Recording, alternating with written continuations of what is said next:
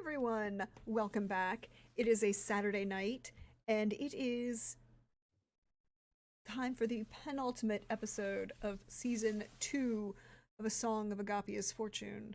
We are doing okay. Um, hey everybody, I'm your friendly neighborhood Prax. Welcome to the channel. We're gonna go around, let my wonderful friends introduce themselves and say who they are playing, and then we'll get to go into this beginning of the end, as it were. Hey Chris, how are you? How's life going for you? Oh, I'm doing well. Thanks for having me. Hi, all. I'm Chris Geary, and I'm playing Javiet, the Beggarale, I guess, mouthpiece of the uh, god of death, the last friend. And I will lovingly embrace this lich into smithereens. Yes. Yes, I'm sure it'll be very loving. Um, hey PB, how are you? Hi, I'm doing well. I'm excited to be here and to play Tibian Van Tunen, a halfling monk who is so excited to be going up against a lich here soon, hopefully. Although concerned for her friend, who is, the one that's trapped, but I'm sure it'll all work out, right? Right? I'm sure it'll be fine.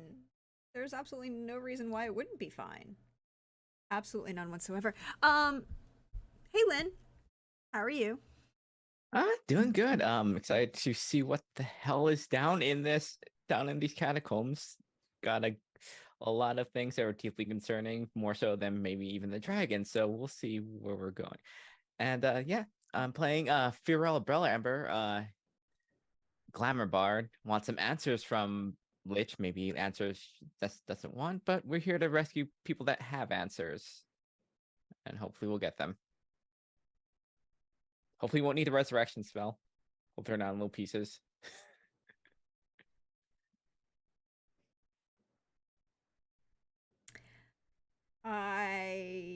Yeah, possibly. And last but never least, hey Pope, how are you? Hey, doing well. Great to be back here with the Agapia crew playing Band vs. the Grey. Both of us use he, him pronouns, and um, we are in the deep, deep dark. And it just so happens I was listening to Hades Town earlier today. We have taken the long way down. Now do we get out? That is indeed a question. How will you get out? And how many will get out? Last week, you survived an encounter at a bridge with a ghostly manifestation of a dragon and its ghostly rider. You proceeded into the ruins of a pre-sundering civilization, probably even earlier than the empire that was on Arabia, the old continent. You found a pathway down through the groups, or guarded by a construct of some sort. You began your pathway down, long, far underground, 7 miles underground. Far below.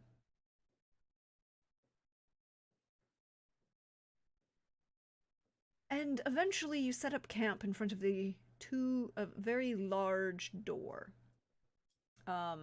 It looks like it rises vertically.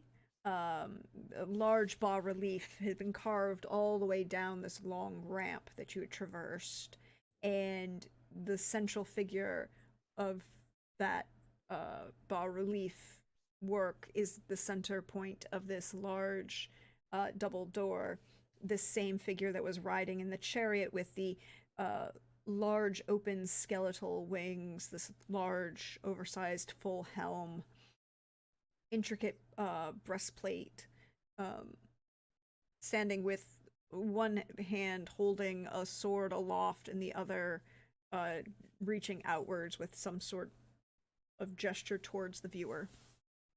And you had set up two magnificent mansions with which to rest for the night because you had a small army with you,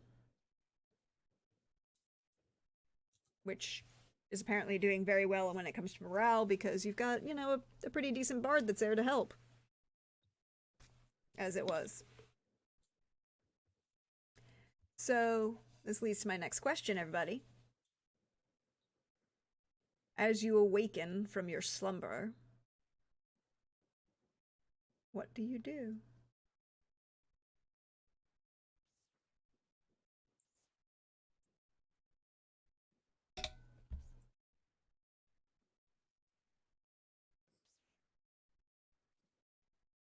There is a good bit of um, fussing from Vanderbilt as he's going through his spell book and trying to decide on what to prepare today.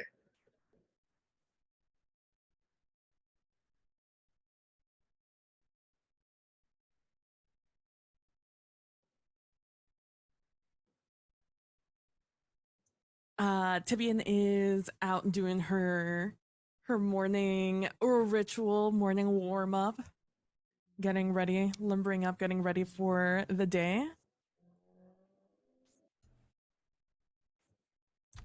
Yes, it does count, by the way, as a long rest. You have had a long rest.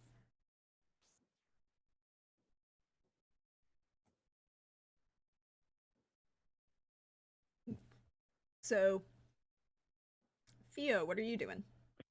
I think Fio's in a headspace where she is just getting up and trying her best to do her regular morning routine. Best way to get rid of any sort of stage fright or stage anxiety is just to treat it like it's every other night. So that's how she's treating this.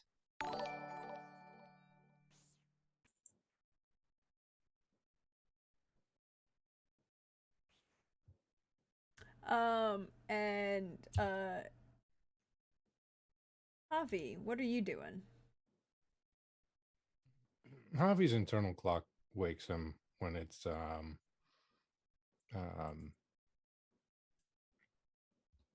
basically dawn, and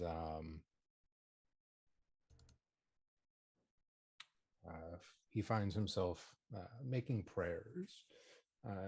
Typically, Javi's prayers are for, good health and warm welcomes, to find um, those in which he meets in good spirits, to um, see the day through fresh eyes. But in this situation, Javi's prayers are prayers of duty, of vengeance, prayers of undoing what has been done wrong to the world. And they're much briefer than what would be normal. And instead, he spends more time in quiet meditation, as he learned with his monk order, than he did with his priestly order.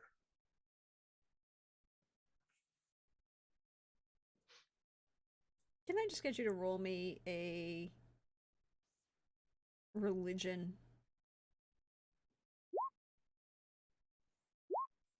Ooh, Absolutely. 10. Good. Thanks. Appreciate it. So, your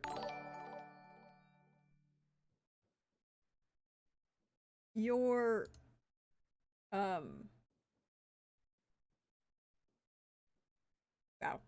Um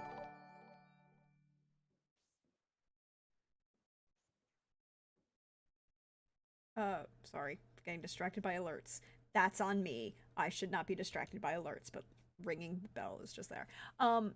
Your current army, your human fighters, orc bards, and dwarven death clerics, twilight and grave clerics. Look, dwarven death cleric is the name of my new metal band, symphonic metal. It'll be killer. It'll be great. I'm here for it. Um, they are preparing and like packing up, getting everything ready, but are kind of hesitant because there is a big door that they have to deal with.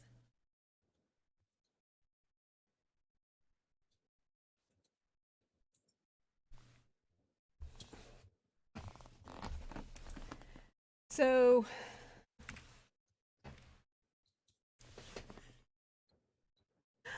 what do you want to do with this door that stands a good 20 feet and high and about a good 25 feet across, 30 feet across almost, with this central figure of this helmed individual who is receiving this triumph, as it were, gesturing outwards. You already know that there are at least 2 spells on the door. One, your Vanderbilt, you're pretty sure is a lock spell, and the other you're pretty sure is the mechanism by which this giant slab of stone is moved vertically.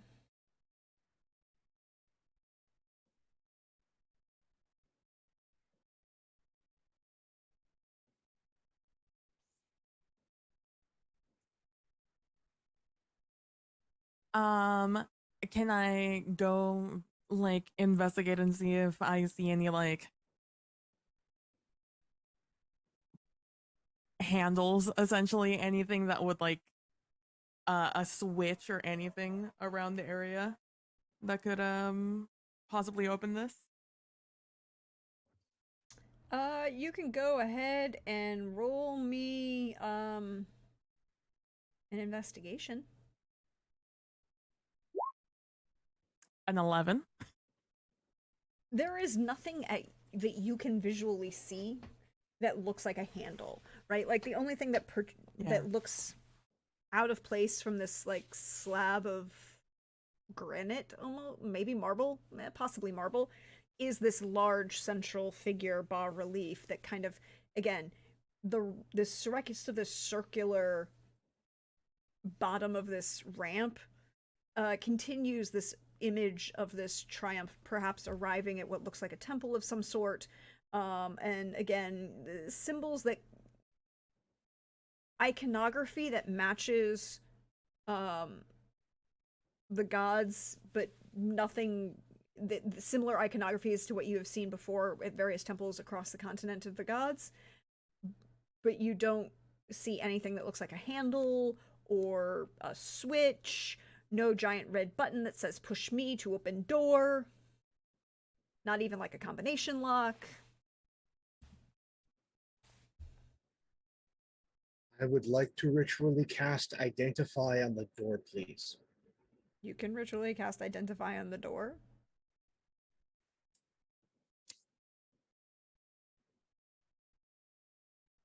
It will take you So 10 minutes. While the wizard is doing the ritual casting of Identify on the door, what are the rest of you doing?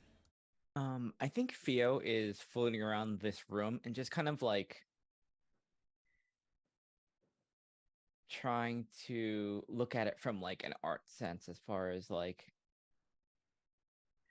get the feeling it wants to tell you something, like how like you're supposed to kind of like interact, not necessarily interact, but kind of like feel with it and stuff like that. Like what's this room telling us, basically, sort of thing.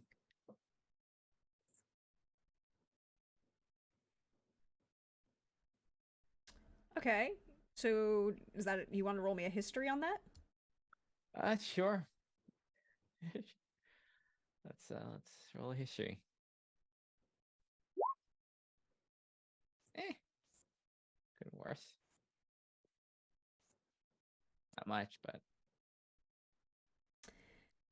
With an Look, 8, they didn't cover. it doesn't like you can. The work is very good. It's very skilled. Whoever did this was a very strong artist. You can see the representationism, but also obvious. You can make some inferences based on, is this figure overwhelming because of the actual scale of the figure versus the other figures, or was it supposed to be a representation of their size versus that, or is it supposed to be some sort of representation of their station versus the population? You can't really Mhm. say. Um, Tibian or Javi, are you doing anything while the wizard casts a spell? What sort of like how much has Javi gleaned about this place? How much has he learned from being here? Enough to cast legend lore on it? You could try. Well then. You've gained some information, like the age of the location. Mhm. You gained a lot of information by walking down the hill or down the spiral, right? You gained some information when you attempted to scale the mountain and found these ruins. So, you can attempt legend lore on it. Mm,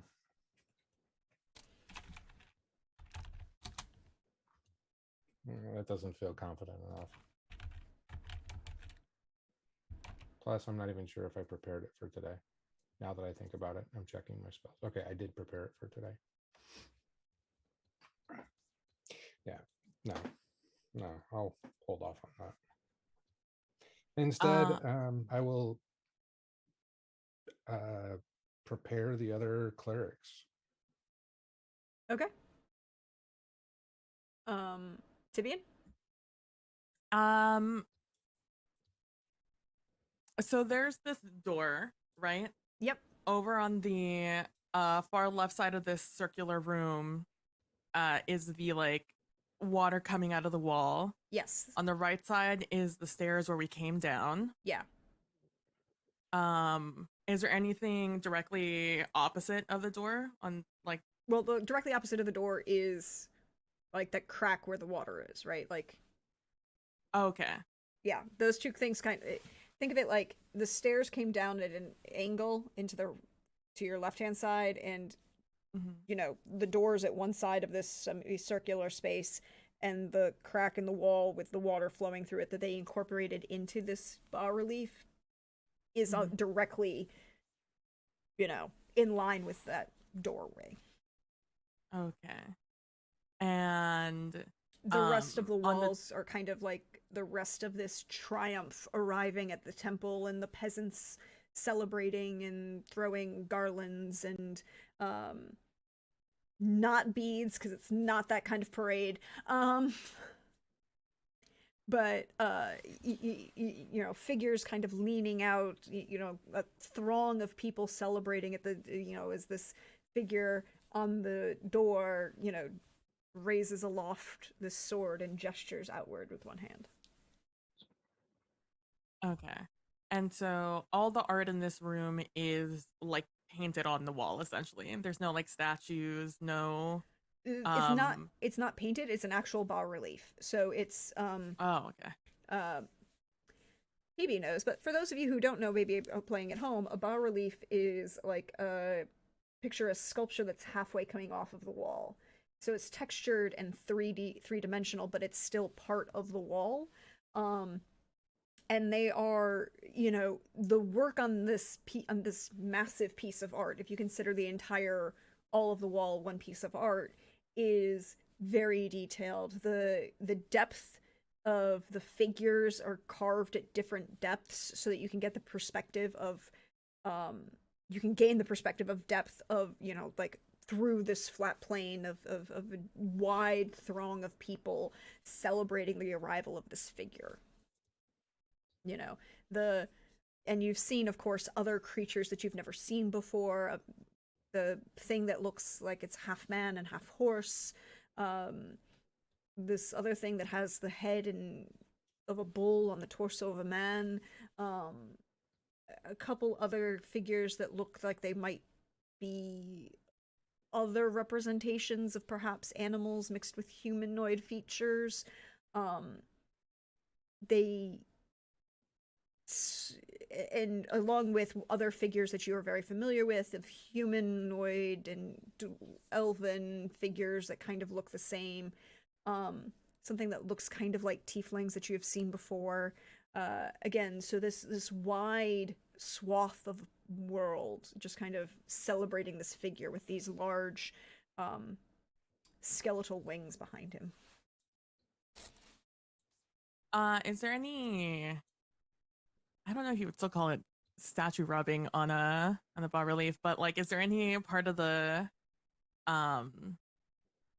image that is like eroded a little bit, as if it looks like someone like touches it when they come like through here? You mean like the erosion that's on the pietà for everybody who rubs mirror, you know? Yeah, exactly. You can attempt. You can attempt an investigation for that to see if you can find anything like that. A 5. It's too tall, too big. I'm too small.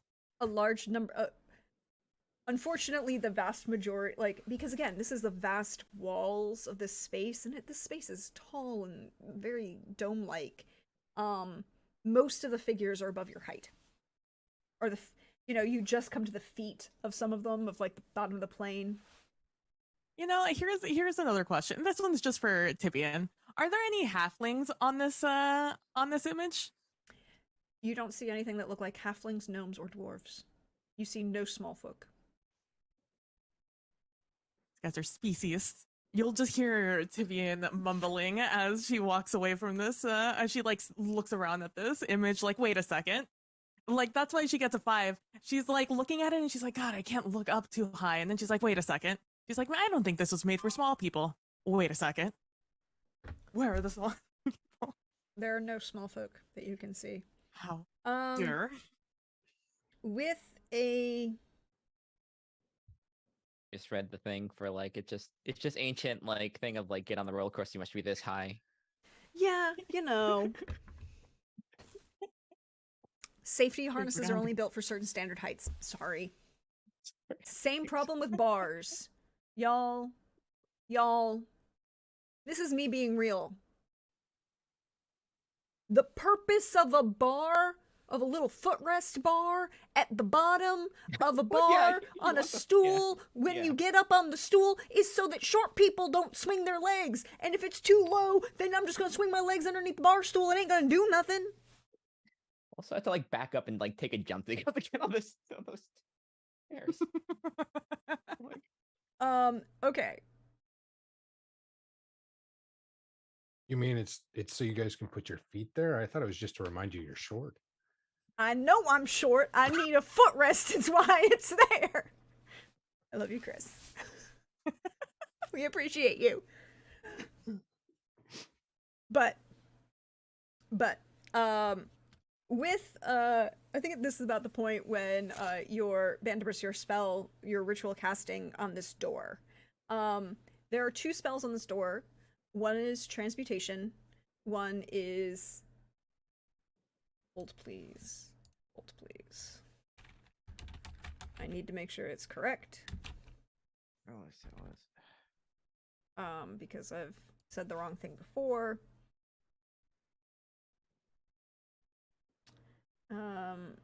One is abjuration. Abjuration, that's what it was. One is transmutation, one is abjuration. And based on things that you're... Huh? Is there an activation word?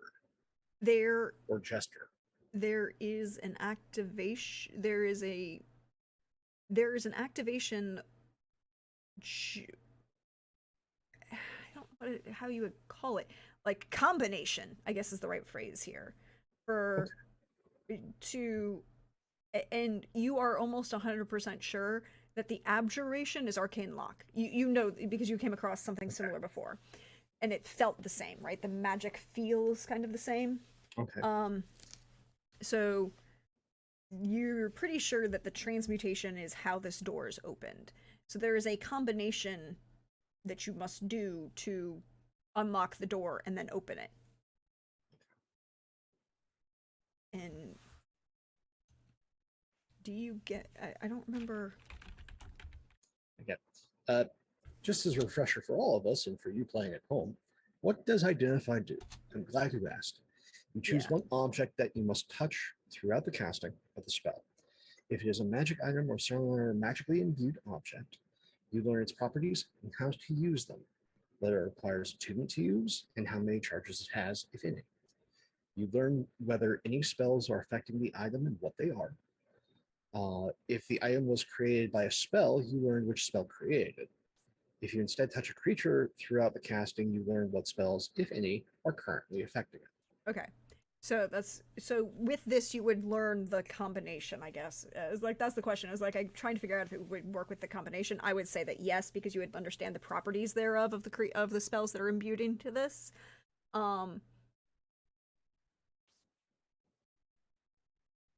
So you know that the lock is very similar to what Tibian was looking for, is and it was witty, right? They wanted to be witty. To lock and unlock the door, you have to lock and unlock the brakes on the chariot.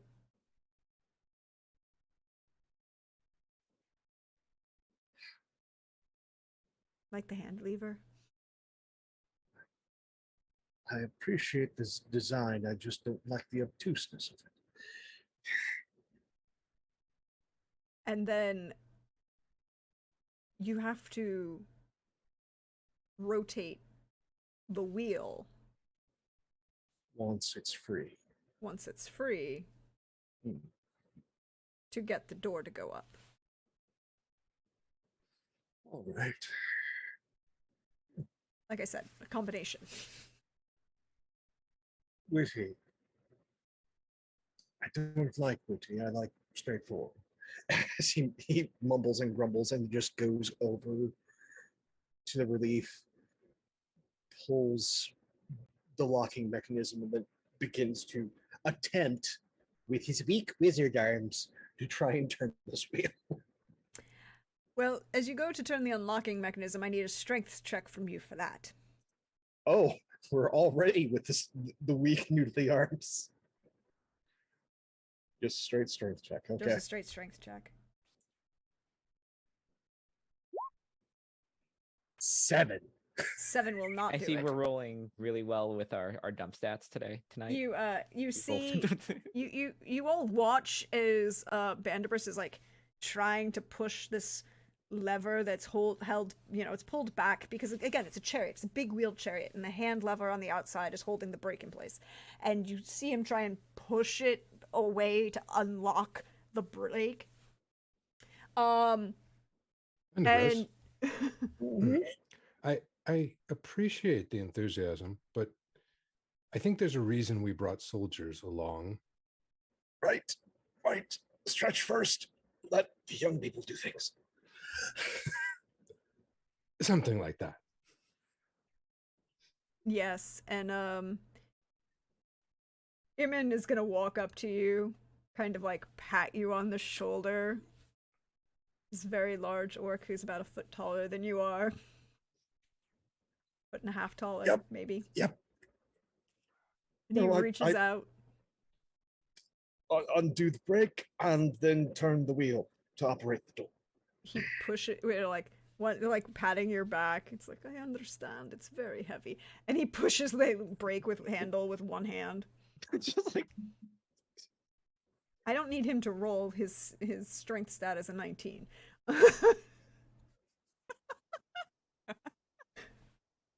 See, Just looks like he barely put pressure on it. It's just like, Yeah. oh. It's just like, He's also standing tall enough, you realize, Tibian, that he is almost the same height as the base of the helm of the figure in the chariot. So not only is the figure in the because the figure in the chariot is standing on a chariot, right? So he's above the ground, he's off the ground. So Imin is tall enough that he's at this almost as the same height as this figure that's standing off the ground, and he just kind of loop. And he goes, I'm just glaring at this image, not of him, but of like the entire bas relief. Like I couldn't really see it coming down, or did I really care to look at it that much? Or at least not that much that I'd noticed that there's no halfling gnomes or dwarves on the stupid image. mm-hmm. Other But people now I did, just though. glaring at. And I'm just glaring at it. The audacity. I think feel while wander around. It's like, actually, you have the same similar feelings that I do about this thing. Gives me the creeps. Yes. And they do not like shorter people. Oh, really? Oh, you know But what? You're right. Theo, Mhm. could you roll me a what's the right word I want for this? I think I have to remember the right. I have to check skills.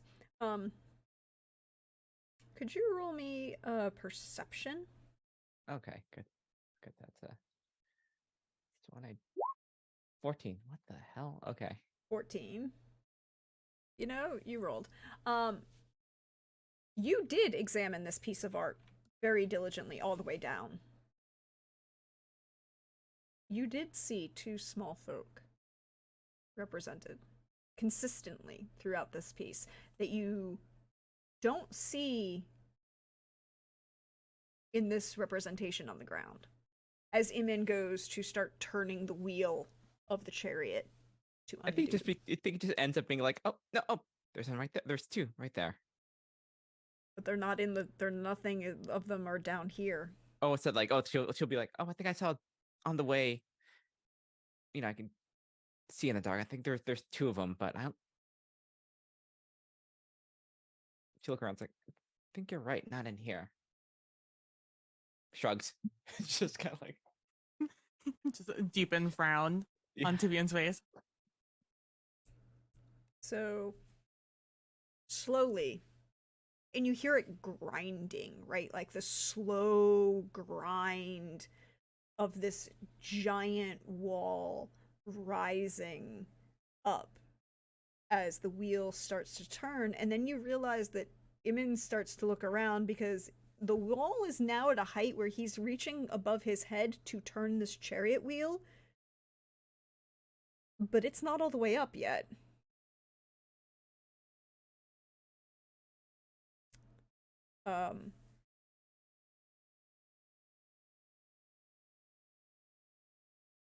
And he kind of looks back at you because he's kind of like holding this wheel in place so the wall doesn't fall. And you can hear the grind of the gears and the pulleys straining under age and heavy dust and disuse.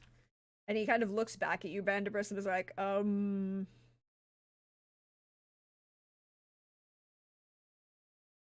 right, give me a second. Give me a second. I will cast levitation on Imin. casting levitation on Imin so that he will fly as he continues to turn the wheel. Yep. Get up there. Getting out of it that easily. As he reaches the point where, at the ceiling, where the wall is now, literally he can't turn it anymore because if he tries, the wheel, the wheel will go up into the wall. Like, all right, want me to hold it here? Oops, that sounds good. Can we wedge it in place?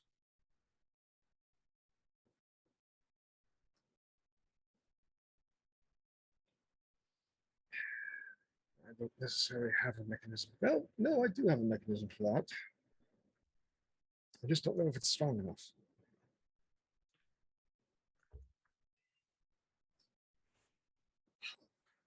Well, I mean, maybe they're on the other side. There's a hold the door function or something. yes, but given how long it took me to figure out how the door even worked.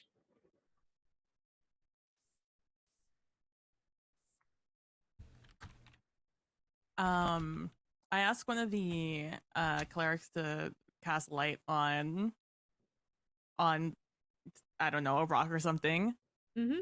And as they are working out what they're gonna do to keep the store open, I would like to I would like to go in through the door and look around and see if there is a like how you get through the door the other way, if it's like a similar function or there's like a door stopper. So you cast light on like a rock or something, and the cleric just kind of holds it up. There's another dwarven cleric nearby who gestures, and then there's dancing lights following behind him. You just kind of, there's like the two of them kind of glare at each other. You get the impression that these two particularly individuals might have like a small professional rivalry going, or not that small. I look like I'm holding this small stone and I'm looking between them. I'm like, thank you, so much. I'm just gonna, and I go through the door and start looking at the thing. So as you go through the door, you come across, it's this tunnel. Again, it's a domed, arched tunnel. It's not quite as tall as this tunnel that you came down in this spiral in, maybe 20 feet instead of 30. And there is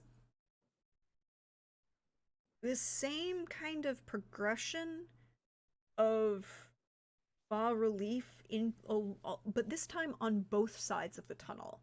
On the way down, it was only on one side, the side that was smooth versus the pillar that was the center, which had small niches across.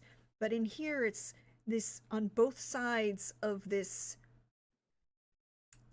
archway. It looks almost like the figures, the for lack of a better term, the throng of the populace continue along, and it almost gives the impression that you walking through the center, walking in that same position, is part of this triumph, this parade, this procession that's proceeding through. And you can see on either side of this of the entrance right by the door, there's a large what looks like a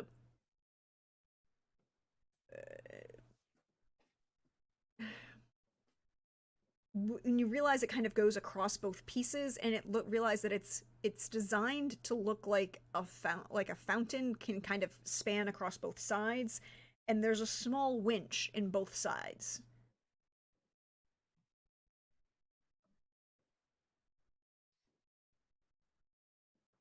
That actually sticks out and looks like it's a bronze handle.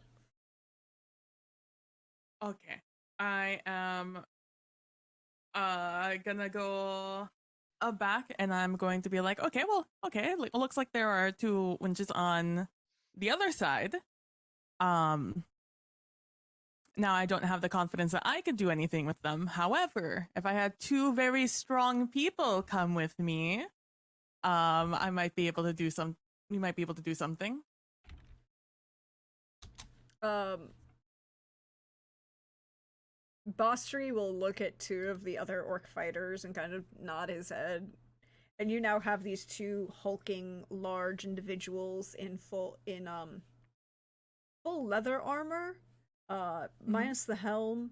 One is wearing what looks like leather kilt armor, that you get to see a lot in Rome and in Greece, modern, like long plaiths of leather that have been hardened but also covered in like metal pieces that kind of hang from the waist, with a breastplate.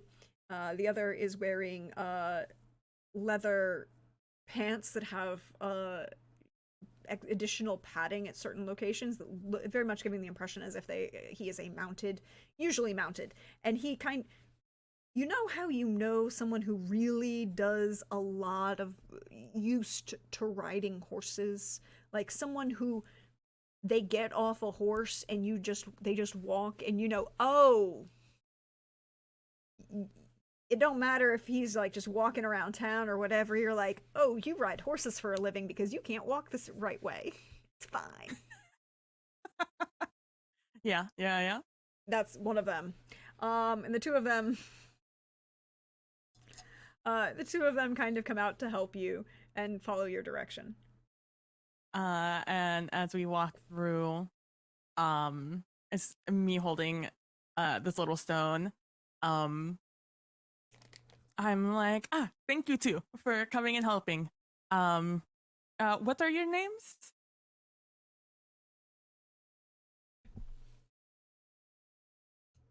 Hold on, I have this. Hold on. Oh my gosh. Wrote these names down.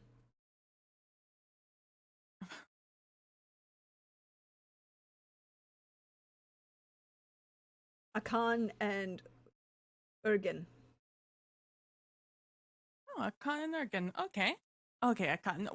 If you would so kindly go over there to the left one, the left winch right there. Thank you.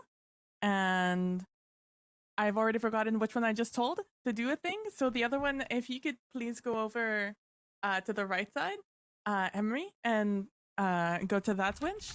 And then, okay, we're both good. Okay, now let's start slowly and make sure these things don't break or anything. And now if you could just start winding them. Is that the correct verb for that? Yes. It would be the Cranking correct them? verb. Cranking it, winding it, either one would work. They start moving in sync. And as they do so, you can kind of hear Imen say, "What the? Hey! Oh! Wizard, could you let me down?" Cute.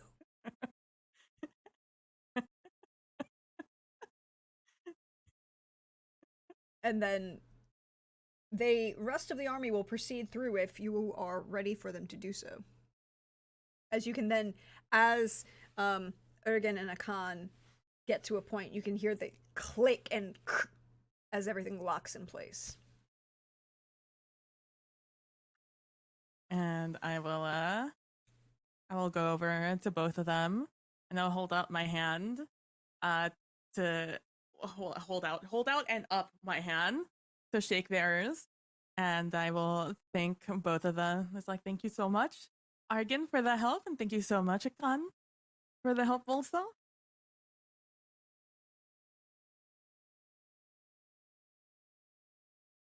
They kind of nod. And I will go back to like the opening of the door as everyone starts funneling through to be in the rear again, because some of us can't see in the dark. And as that dwarf and the were they both dwarves? The rival. The two clerics. Yes, all of your clerics are dwarves. Oh, good for them, honestly.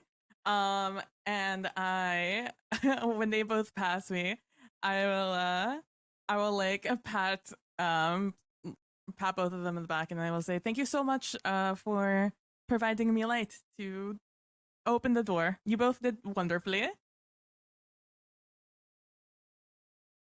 And then I will continue letting them go through until I'm at the rear. And then I will once again ask someone, or no, light lasts for a while, so I'll just sit there and I'll just ask for the person. If it needs to be re-upped, I'll just ask somebody. Okay.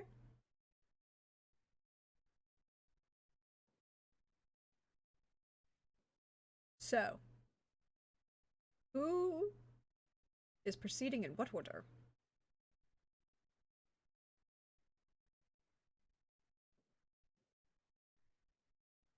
I will be 60 feet from the front. 60 feet from the front.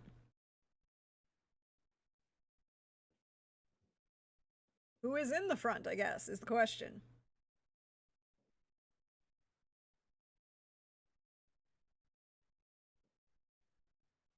You do have an army. You can delegate that if you wish.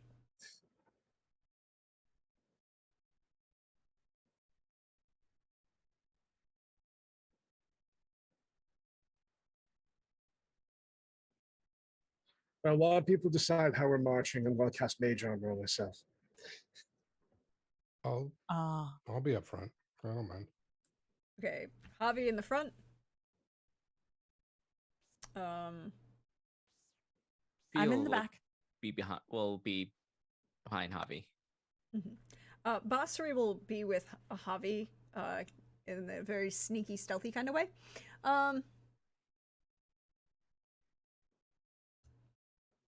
As one does. Then the rest are kind of spreading themselves out so that Tibian is in the back. There are a couple of human fighters who are back with you because again they also can't see in the dark. But the orcs can. And the dwarves can. As they make their way down this tunnel. And you see that this tunnel kind of continues for a while and it's dark. You see little points where it looks like the figures in this bas relief that are on either side are carrying large luminaria. The large, standing tall candelabras or whatever, and you can kind of tell that they were originally at some point designed so that they could be lit as they go all the way across down this hall, this procession point, this entrance. And again, it's giving you a lot of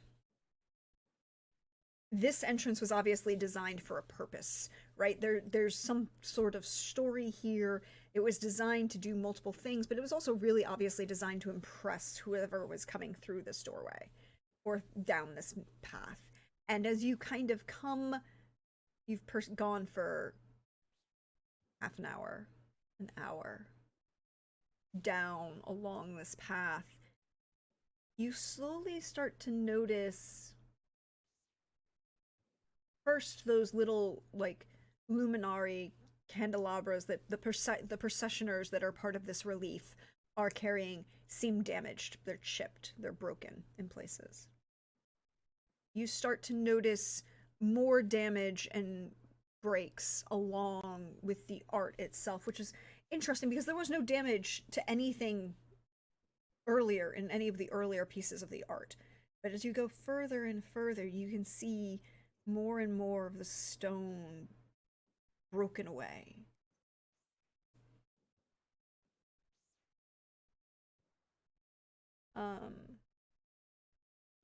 Banderbus,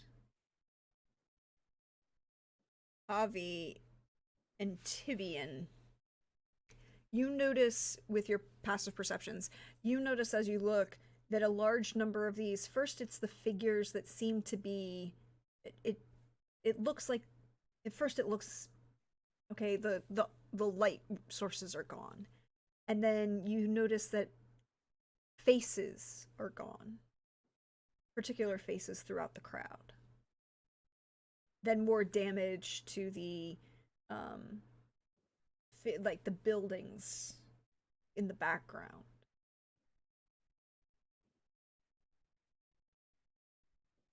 If you'd want to know more, you'd have to roll for it. Does this seem to be a pattern like where the more intricate the stonework, the more fragile it is to time and such and other, intervention? Or does this seem a little bit more intentional? You could roll me a. That's not in this game. Hold on. That's why I didn't offer up a potential skill. Sir, skills, sir, not appearing in this. Yeah, like you could roll me an insight or Okay. a nature or an investigation. You'll get different answers based on what you roll. With Javi, I'm going to go with insight.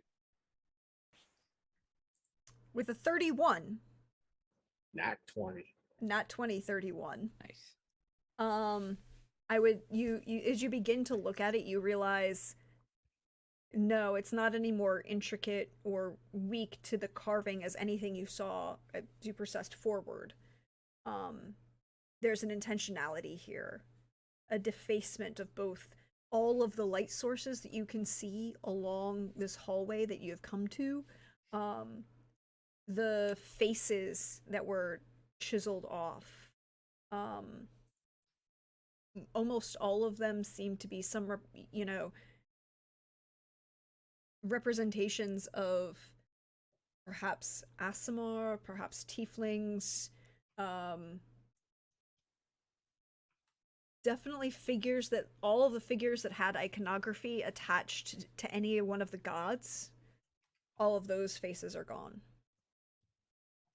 Um, uh, you see a number of faces.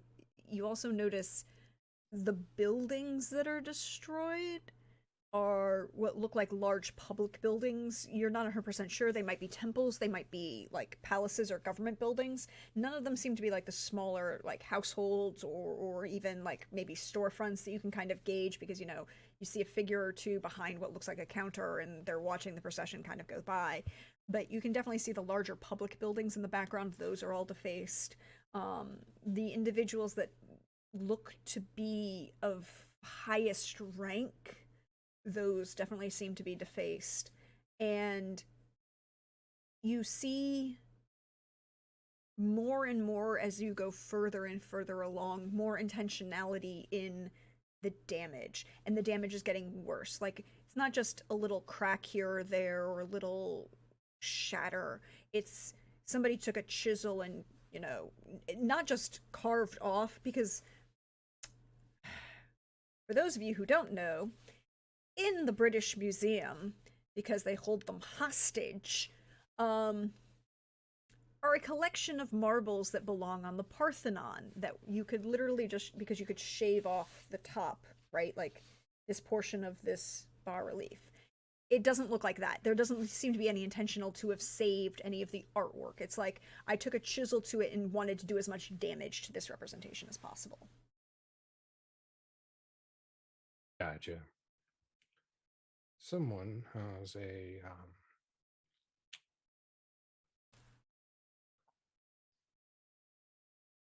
daddy issues.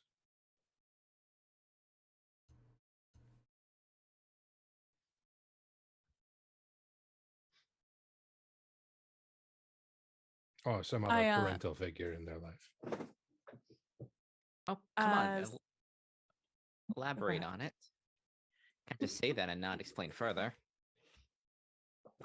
So I assume the destruction of the light is probably both metaphoric and strategic, but the rest of the destruction seems to be purposeful and with the intent of lashing out and destroying anything that has any sort of connection to the gods or people of prominence. Many people of prominence attribute their power to some sort of divine intervention.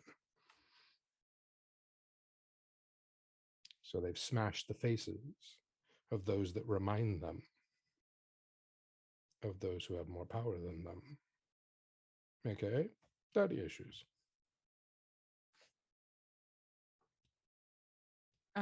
Meanwhile, in the back, as Tibian is looking at this, she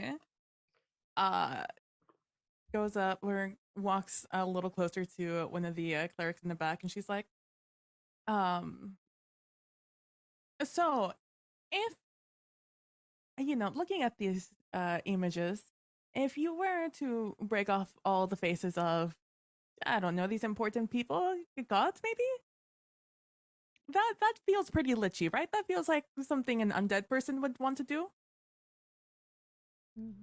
Definitely something that somebody who is very angry would want to do. very upset. Possibly a lich. Eh.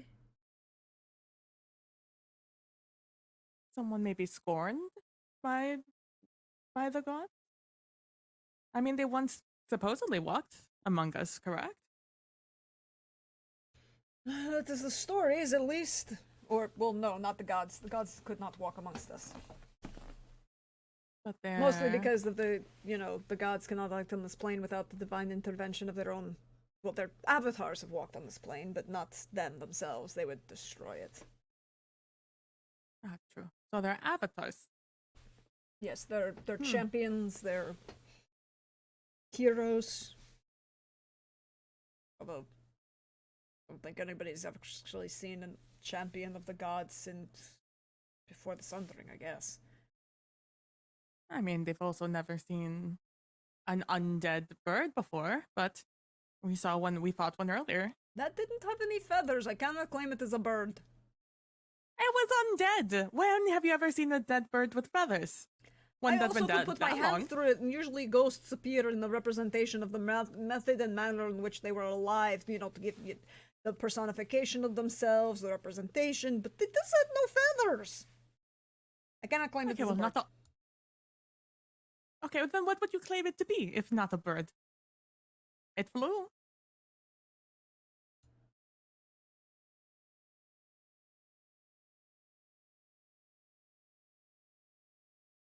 See, that's what I thought. So It is a bird. like a undead bird. heartbeat can fly, but it is not a bird. I mean, it's bird adjacent. I don't think so. I mean, it could be a lizard. A flying lizard? That seems more far-fetched than a featherless bird. Look, you know about the flying squirrels. And it was very Well, at least obviously they had not a rodent. It had too many teeth. And it breathed fire. Was it the dragon? I'm claiming dragon. I officially claim dragon. A dragon? Okay, all right. Next, you're gonna say we're gonna walk in and see a god. No, they'll totally Avatar of a destroy god. this plane of existence. The gods cannot manifest on this plane of existence without destroying it. We know this. Okay, avatar of the god. I'm sorry, not all of us went to religion school. There's this long pause and like, Some of us had to work in the family business and be on a ship. You don't have time for classes about that on a ship. I You're still too worried claim, about the sea look, monsters. giant, flying, scales, fire breathing, dragon.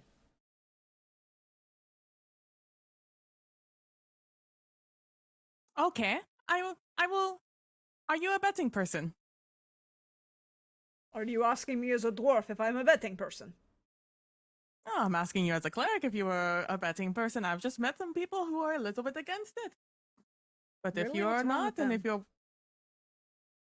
That's what I am saying. I mean, I will. 10 gold. Okay, I'll make that bet. Dragon. Not dragon.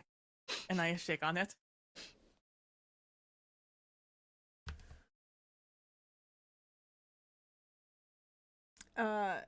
While this wonderful debate about dragon or not dragon is occurring,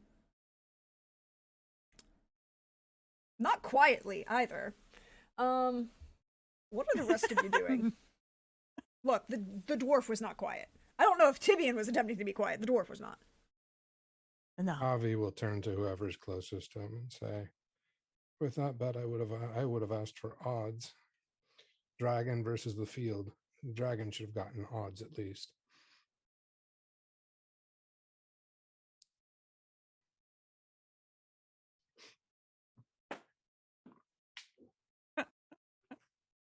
I'll take no dragon. How about you? Let's say the odds, but which one do you think it was? I catalog what happens. I don't necessarily bet on it. Oh, that's no fun. You gotta enjoy the mystery while it lasts. Or before it turns on Oh, you. I do. I revel in it. Well, make some money. Entertainment. I mean, we're just walking. What do you do with money other than give it away? It's bragging rights to say that I was right and you were wrong, that sort of thing. Doesn't interest you?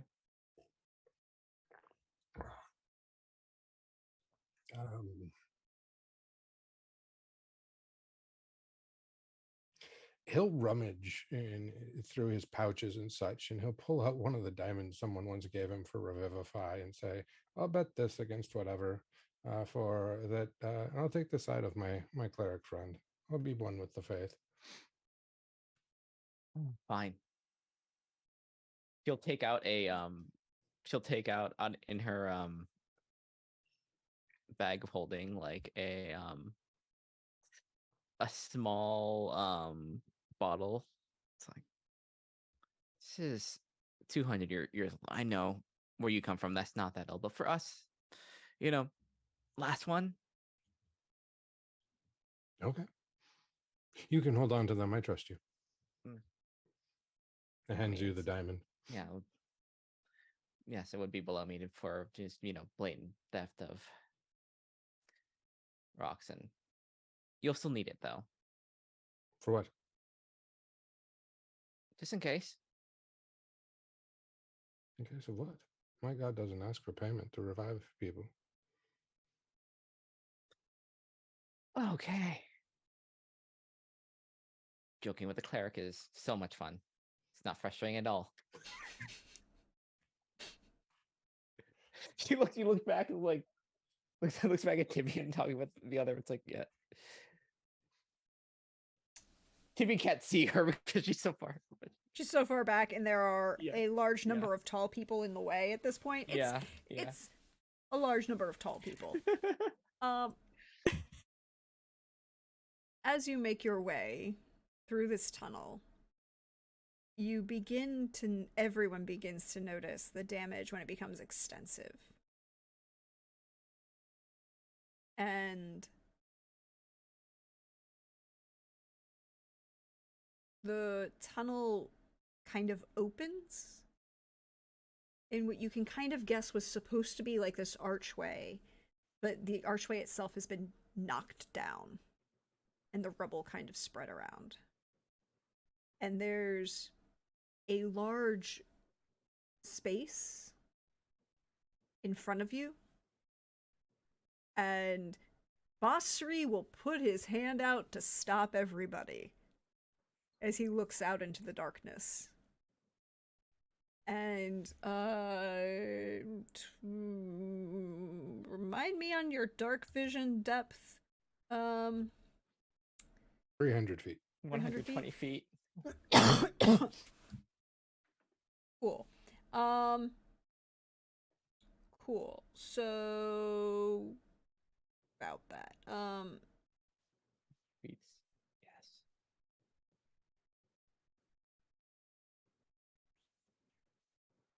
And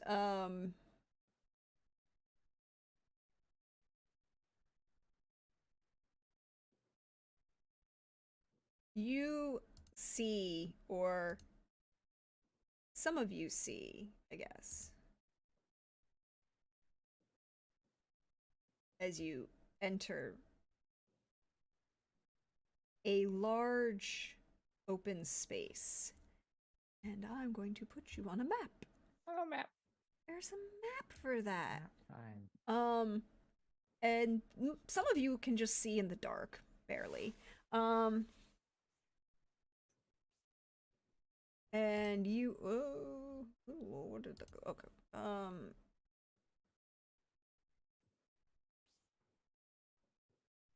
You can see, oops, hold on, that's what the problem is. I did the thing on the wrong thing. Hold on, let me fix the thing. Realizing that dynamic lighting is complicated.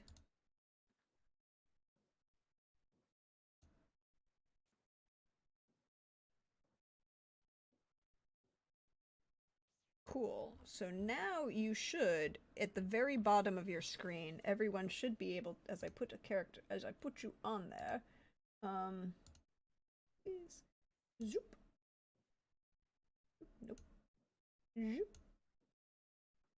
Zoop. Zoop. Um,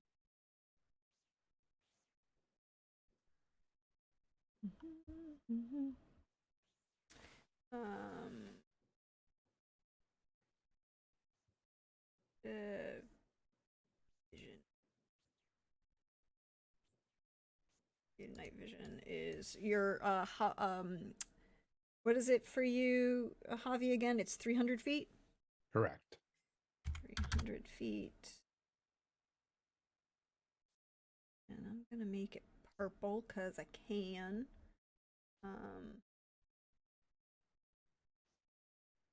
And there we go. So everything that's you can see isn't what you. I still can't see it. What? You should be able to. Am I assigned to my token? Let me double check. And then Theo is 120 feet. Mm-hmm. And it's all right.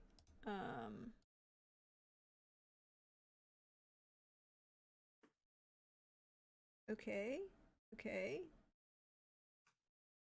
It should be. I do. I just. Nope.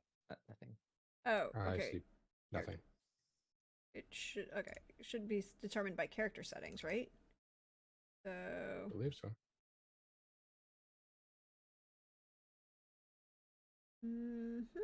Yeah, it should be. You should have And a character token. You guys should have tokens that can see. At the very bottom of the screen, if you roll down. I only see a big black square. Oh, Yeah, good same. lord, I know what the problem is. Hold, please. Same. Yep. The rectangle. The giant rectangle. Nope, nope, nope. They're on the wrong layers. Oh, Oh, okay. Oh. gotcha. Yeah, I see. Yep. Yep, I can see now. Yep. Okay. Okay. Although it. Perfect. Thank you. It's like how large the area is. It doesn't make it. It's like, well, most of it is There we go. field. That's Life not is better. good. Life You is know, better, everybody, when the GM remembers that there are so many layers and Oh. to not just have the tokens on the last layer you were working on to make sure that when you eliminate the area that it goes into.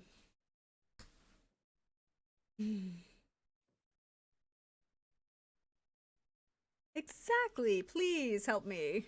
Layers and token assign. Yeah, the dynamic lighting. Exactly. Dynamic lighting is fun. It's very useful. But as you two Okay. look out and you can see what Basri sees, as you kind of come to look down, as you realize that this archway that was knocked down leads into this space where there should be stairs downward, and you do not see any stairs, and the drop is like maybe 15, 20 feet. So it wasn't a very large. It goes around a semi-oblong circular, like a circus almost, like a very long oval tile-worked floor that seems to be slightly greenish. Not in a phosphorescent kind of way, but maybe in like a patina or like an aged way. You can kind of tell through the darkness that there's something there.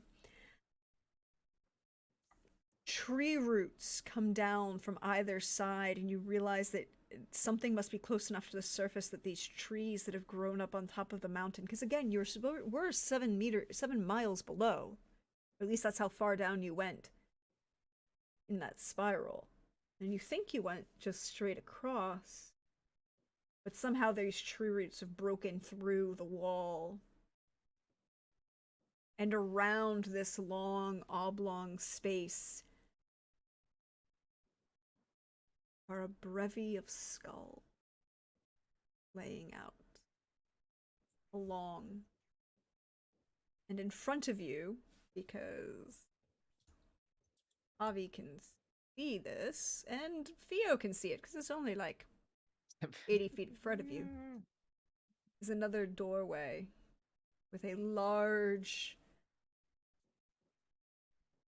irregular skull mounted above it, missing the lower jaw, the eye sockets elongated and outwards. It gives the impression of both humanoid and something other. Something different. But also much larger than anything you've seen. Well, perhaps manticore? No, the eye sockets are wrong. It goes faces forward like an actual stalking hunter. Something giant. Like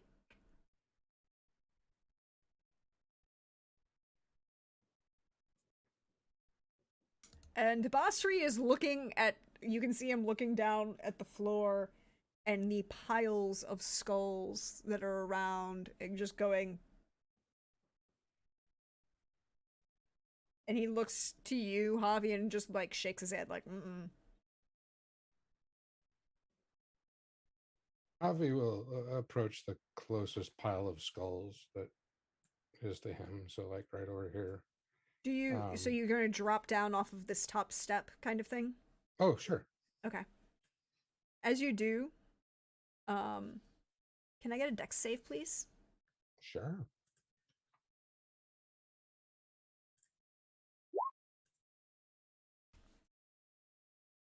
That is a 12. 12 is, however, not good enough. As everyone will see, the floor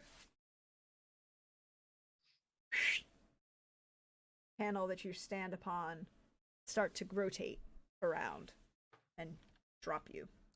I will use a bonus action to teleport myself to a different tile. Okay. Where are you going? I will, let's see. You have full line of sight, so. Yeah, I just want to make sure I'm within. So I'm going to actually teleport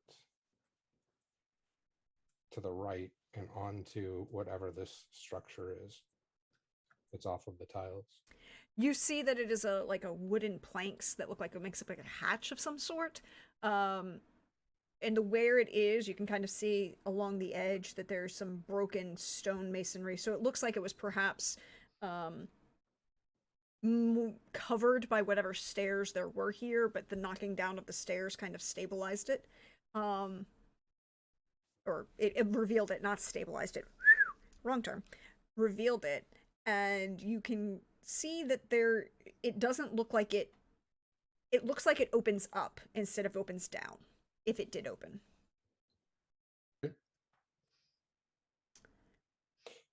And I will call upward and say, the tiles are trapped. Well, that was certainly a impressive recovery down there. Thank you. I mean, I'm not specialized in search, but decor does scream out, I'm a lich and I live here, doesn't it? Definitely something unholy. If not a lich, something very similar. So I would say lich because that's what we came here for.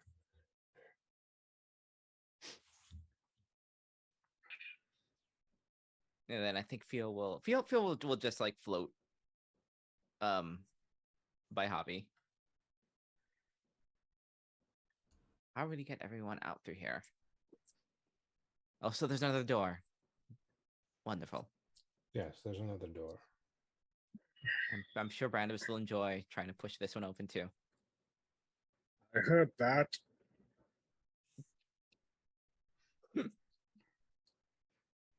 How long is the space between where we are, the edge of this circus to the door? 80, Those 90? who can see. I think Feels just gonna cast light on her convention, just kind of like just float float in the middle of the room. Okay, so 80, you're gonna cast light on yourself. Yeah. Okay. Light gives a 10 what is it, 10-foot diameter? I think radius. radius? Same as a torch. It's a 10-foot radius of bright light and then gradually darkening light for like 20 or 10 to 20 radius gradient. The cantrip? Yes. Mhm. It is you touch one object that is no larger than 10 feet in any dimension. Until the spell ends, the object sheds bright light in a 20-foot radius and dim light for an additional 20 feet. Okay. Well then. So a 40-foot like right radius, here. 80-foot diameter worth of light. You now emit light. There you go. And everybody should be able to see that, right? You can. Yeah. No, Okay. I have just darkness. Oh, Yeah. I have yellow. I have yellow tint on my Yeah, now, I'm. which I think is Oh, the, because I have to give you vision. Hold on. There you go. Now, should you? Ah! Now there is See, vision. I wasn't Sorry. lying. Wasn't lying about that. Look at all this. Look at all this. So many skulls. Oh, that I- is. I still see Hmm. nothing. Wait, Uh-oh. hold on. You should have vision on. Are you on the wrong type? Oh, layer? You're on the right layer. You see nothing. Hold on. Let me do this No, again. just a black square. Gibeon. Go into thing. Yeah. Gibeon. What thing? What thing? Have the vision turn on. Save settings. Does that work now? No. Maybe refresh. I'll try and refresh. Sure.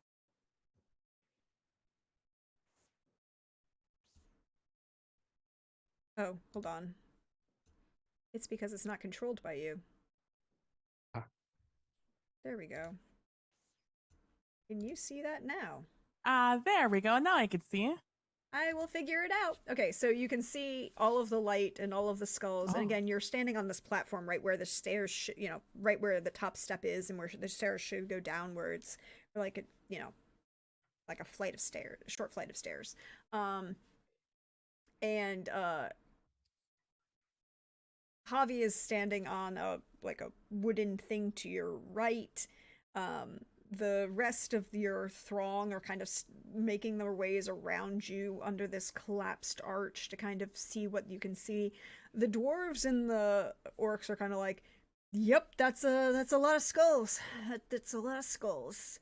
And then a few of the humans are looking, going, not sure,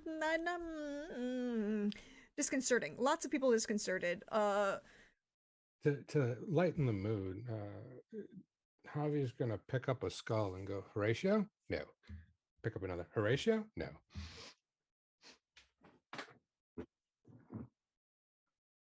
I thought I knew thee. Oh. Yes, but they do not know the. I think Theo is going to kind of theatrically float over just to show. They probably can't see the door, so just float toward. Let everyone have a good look at that door. There you go. See, Boundabrus? Yeah, about 80 feet. All right. Oh, Just watch your step. no, that is too stressful. No, don't like watching steps. But we have to find a way to get people across this. Yes, and let's see here. How many panels? Okay, so we have to cast it twice.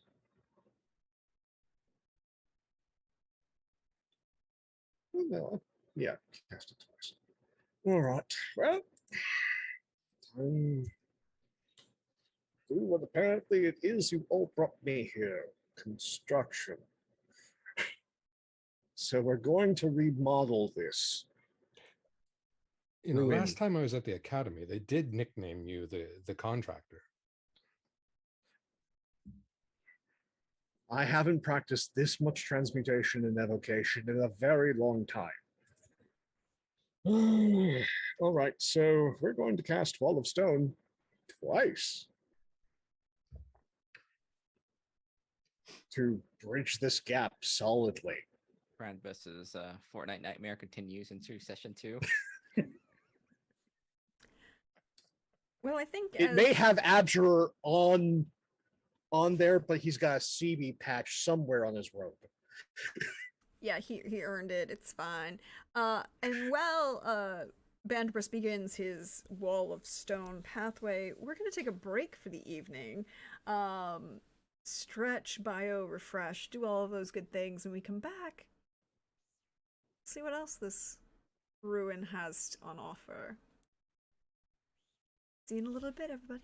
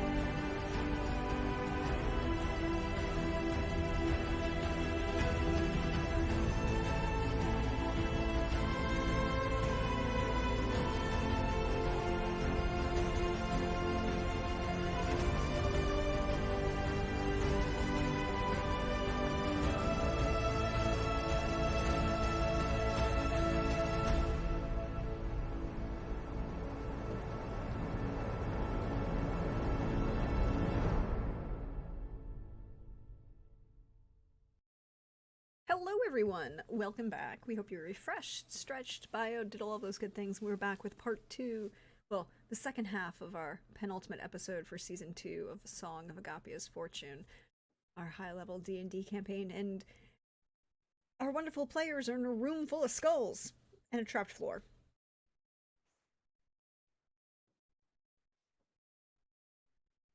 And a floating bard giving light in the darkness.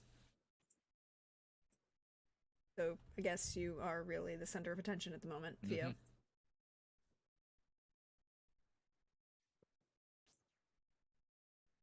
What would you like to do?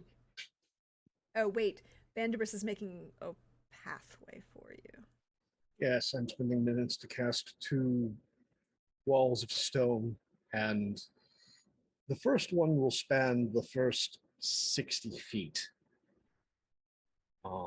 He's building straight across. And then I will cast it a second time to have it span the rest and use the leftover to support. Essentially, I'm using magic to play Legos. I don't object. Legos are great. What are the rest of you doing for this 20 minutes while Bandibus is casting to make you a walkway? I am so I'm going around because some of the other dwarves obviously heard our conversation about dragon no dragon, and so I'm going around and writing it down. So far odds 3 to 1, so that's what I'm spending my time doing here. Just taking the odds, getting in, just like kind of like tongue in cheek, arguing for not dragon or, for a dragon, whatever, just to keep, the mood light. Right now you're getting some good betting on the dragon, not dragon. Mm-hmm. Walking through the crowd. I've got into the orcs by the second you're getting a pretty good building. You're getting a pretty good split, 50-50 almost, at this point of the dragon, not dragon kind of betting.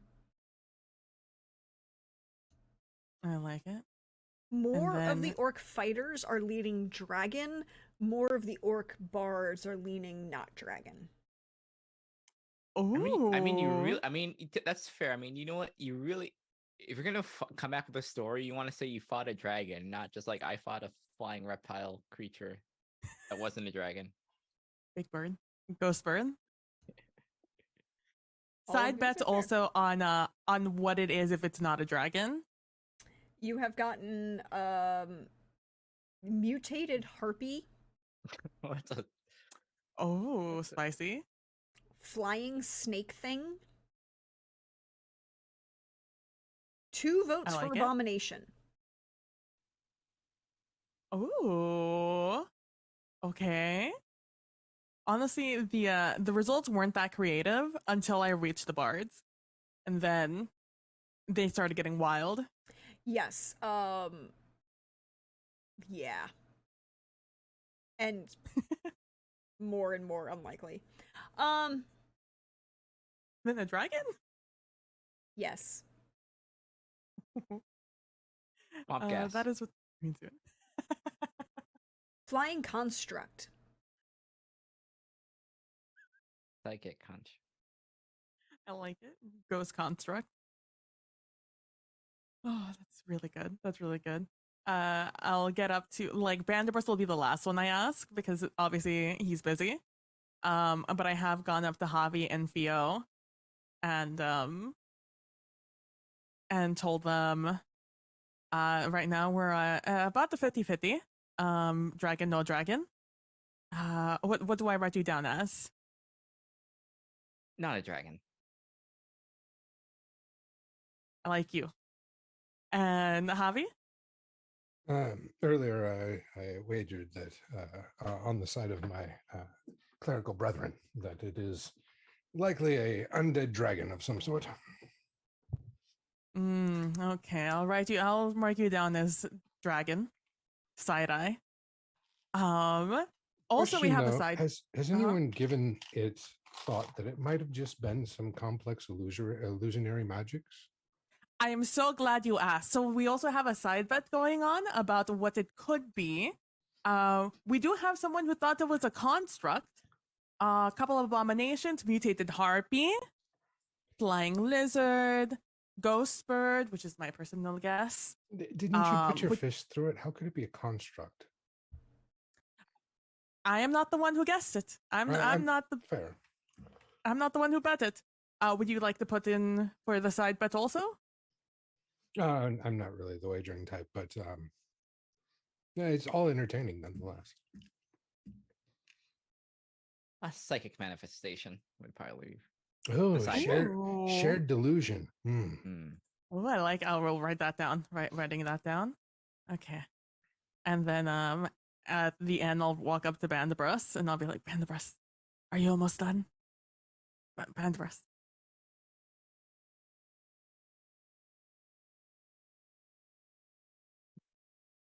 Yes, I'm having to physically manifest stone with my mind. I think Pio like just like she makes a shit like hand toward hand 60 dragon stone thing, not different. Or dragon like that. So is that a yes on dragon or a no on dragon?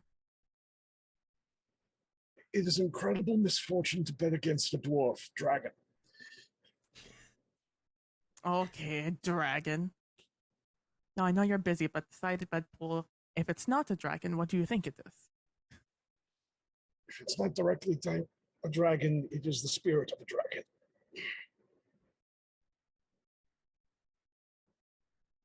Okay, That way, you the know what? I'll dwarves allow are that one. partially. That way, at least the dwarves are partially right. Otherwise, I am liable to not get good ale this life or the next.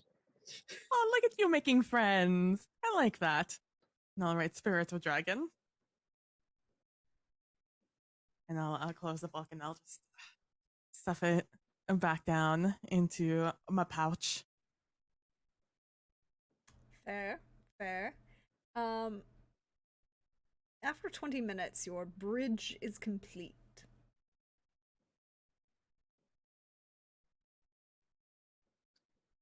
I will attempt to cross the bridge, because it is bad form to not have an architect trust his own designs.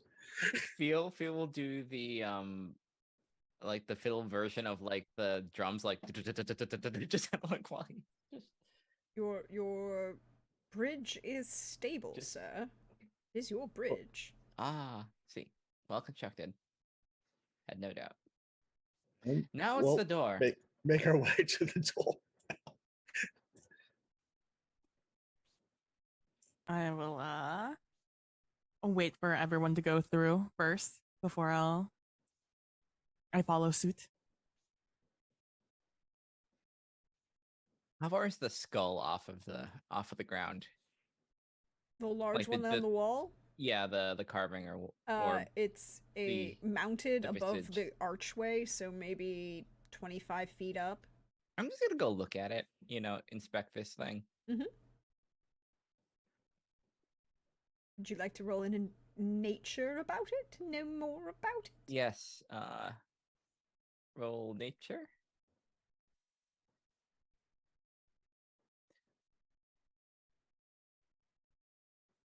All right. Where's my sheet? There it is. Sheet, come on, come on. I know I just reloaded. There we go. God, it's like garbage. Wow. Okay. A 22. A 22. It is a carnivore of some sort, but it has a elongated. Why did that do that? Elongated fangs, longer teeth in general. At least across the top, where you can see that they've been broken in a number of places. The eye sockets are elongate back in a way that is not normal for humanoid skulls. Mm-hmm. It is about the size of you. Oh, I mean, And it was a creature of that lived at some point.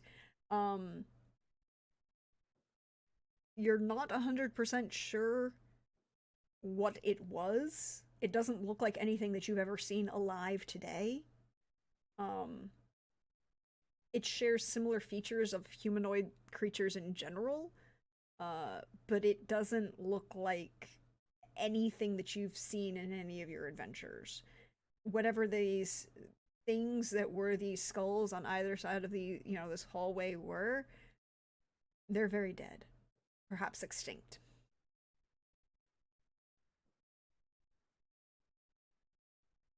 were there any large carvings of on the bar release? Were there like large creatures that had kind of like elongated skull thing, like carnivorous? Oversized eye sockets.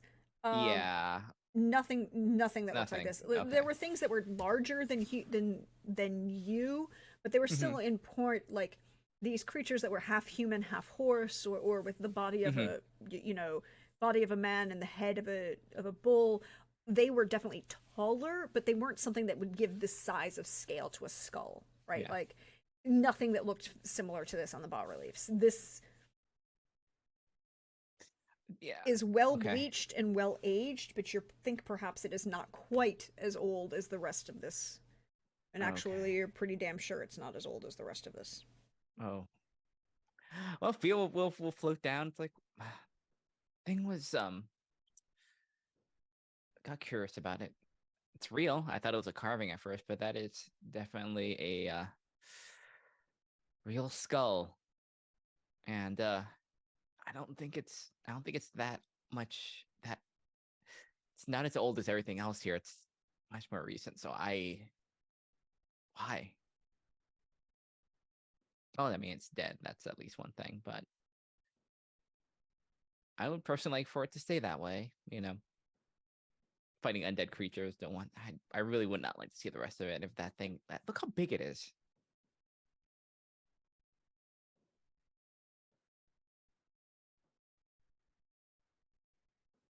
I don't know. It might be fun to fight it. We really don't have to worry too much about it until we're in a room large enough for it to exist in. Fair enough. Speaking of, what's in the next room? Let's find out about this door. Push. Is it unlocked? Push it. As you get to the doorway, you Come on. realize it's just an open doorway. It is not a door. Okay. Um, It says pull. All right, let's try and see what's beyond. What's on the Yes. other side of this. yes. Second, I need to. I mean, I guess I'll still keep the light spell on me.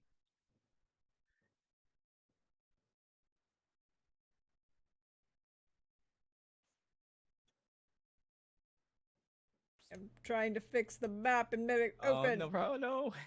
I want it to come open. God dang.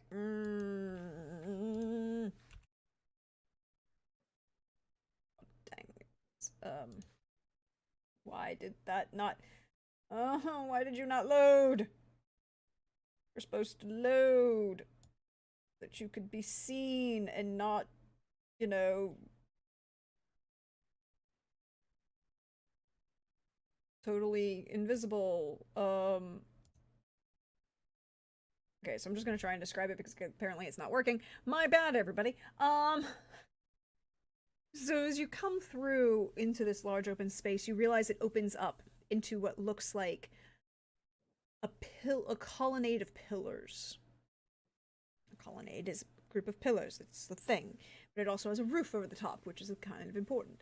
But it's a long room, really, 150 feet as you kind of come into this space. It's a large open space, rows and rows of pillars on columns, going up above you a good almost 80 to 100 feet up to support this overarching ceiling.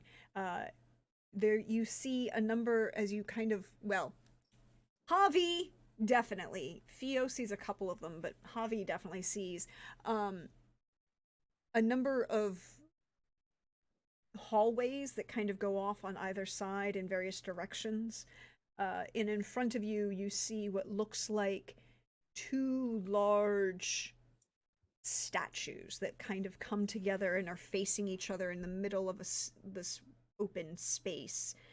Their hands meeting in this forward. Again, it's very similar in that gesture as if the that you saw with a large figure with the wings in the chariot, with that one hand reaching up, holding a sword aloft, and the other hand reaching out.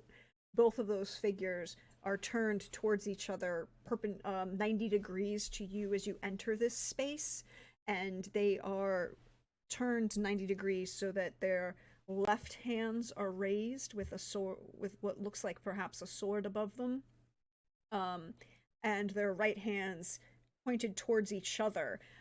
There's enough space in between them that they don't quite touch, but it comes very, very close. These figures and these statues are tall, almost as tall as the colossus that was outside, that construct that had that differing head. You also see still here the remains of bodies littered across.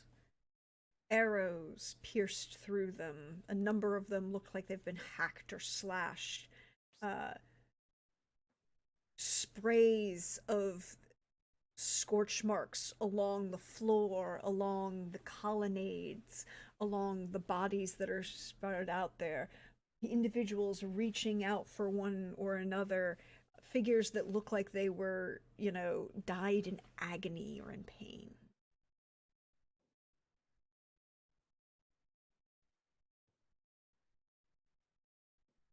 What would you like to do? Oh, I should also point out something, Javi, that you notice, both with your passive perception and your ability to see in the dark. None of these bodies have skulls. Oh. Nope. We know where the skulls came from. Oh, God. What about the statues? How are their faces? Very good. You can't quite make them out from where you are. Again, the roof of the room itself is like 300 feet tall, so you can see the heads that are there, but you'd have to it's just the angle really of where you are. You'd have to get either closer to them to see in that angle point on the dark, or fly up and see them. I'll just turn to everyone and say, let's just assume that these statues also spit fire and avoid them.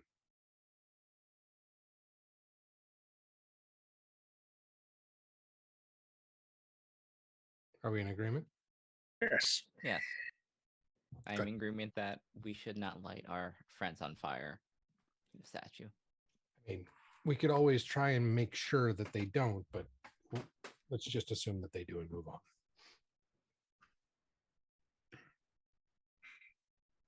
This room spans a goodly distance, if you wish to. But where would you like to go? What would you like to do?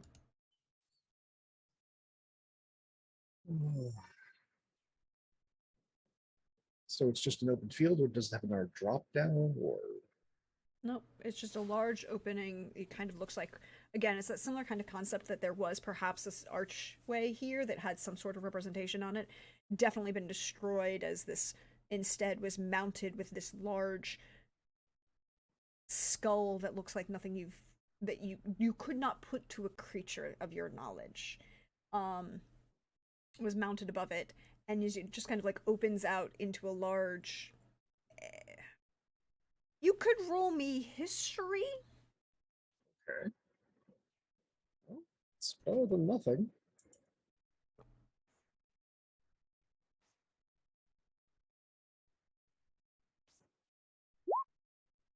18.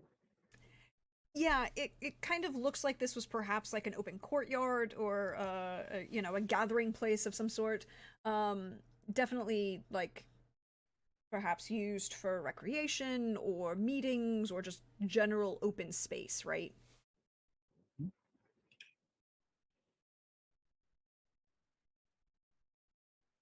Um,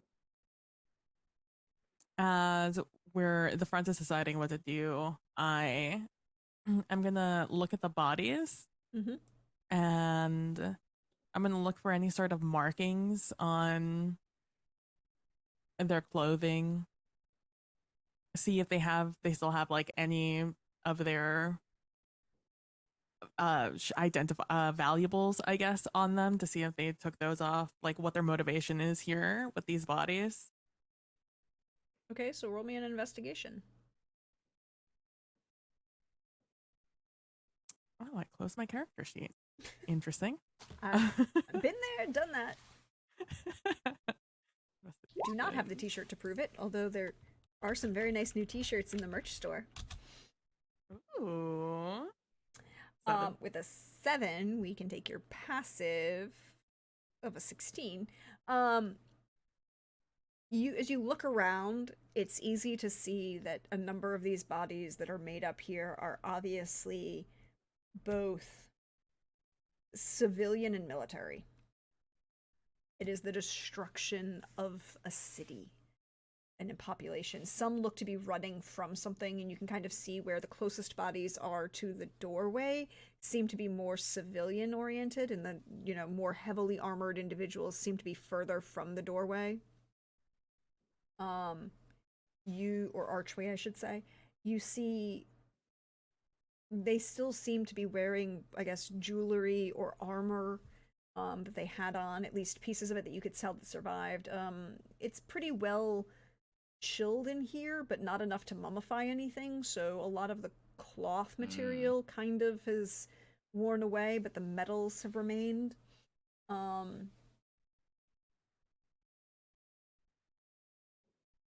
You also can see some armored individuals that do not match the rest. But you'd have to get closer to find out more. I take note of where they are. Mhm. And I will go up to my companions and be like, okay, what are we doing here?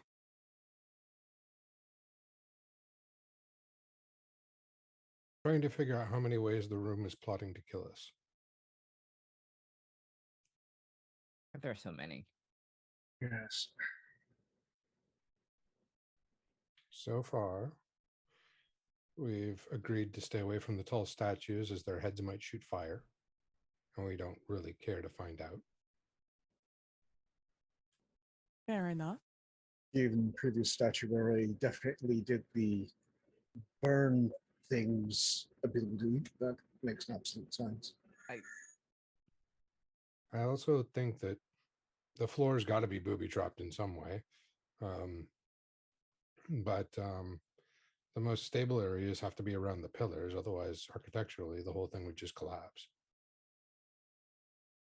Oh, that's what they want you to think. I mean, it's possible that they're using magic to defy physics, but yes.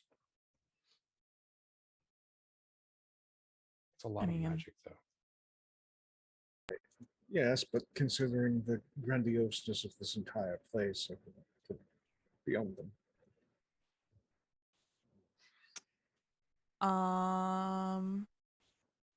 Okay. Well, I guess there's only one real way to find out. I'm gonna hit the rod on the ground and I'm gonna cast detect magic on myself. Not that I really think that there's another way to cast that. And I will look around at the floor nearby. It only goes up to 30 feet. And I am just seeing if anything ahead on the ground looks like, oh, hey, this is a magic trap. Don't step on me. As you look out, it's still dark, but that doesn't really get in the way of detect magic because you see the aura, the magic light that these things emit. Oh. Nothing within 30 feet as you're looking away from your large army at your back and all of these shiny magical people at your back emits any sort of magical aura that you can see. Okay. Well, at least close by, it doesn't look like anything is magic. No, I didn't check the things behind us. Yeah, I guess technically that's just an architectural page. I'm just saying that we would probably blind you. Oh, yes. Oh, no, I know. I know.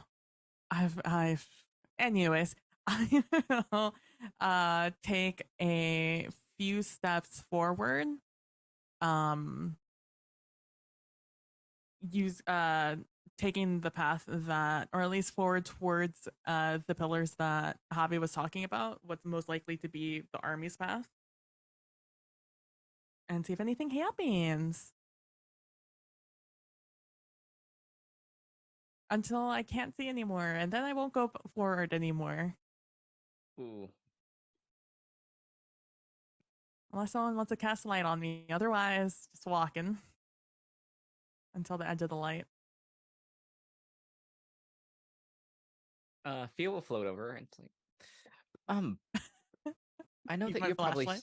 I know you're probably safe, but that point that you made about the not seeing, any halflings like that, would they have thought about that with the floor? I mean, what a grave mistake on their part if they did. But I mean, you're standing above me here. If it's like a height-based thing, I think it would hit you, not me. It would still activate. Well, to be fair, I don't think if there is traps, I don't think there is necessarily going to be a really good safe place. So, True. be True enough. casual with it. Always. This is a worse room than the other one. I thought the skull room was bad. Now there's just a room full of torsos and. Yes, it's How very worried are disturbing. we about traps?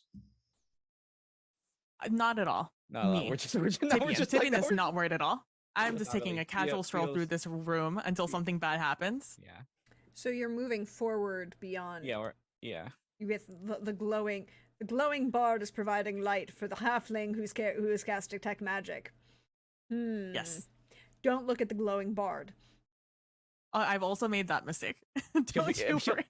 It's a little bit like I think this Theo is well aware of like having magic things around necessarily like in front where you want to look isn't great for like detect magic necessarily.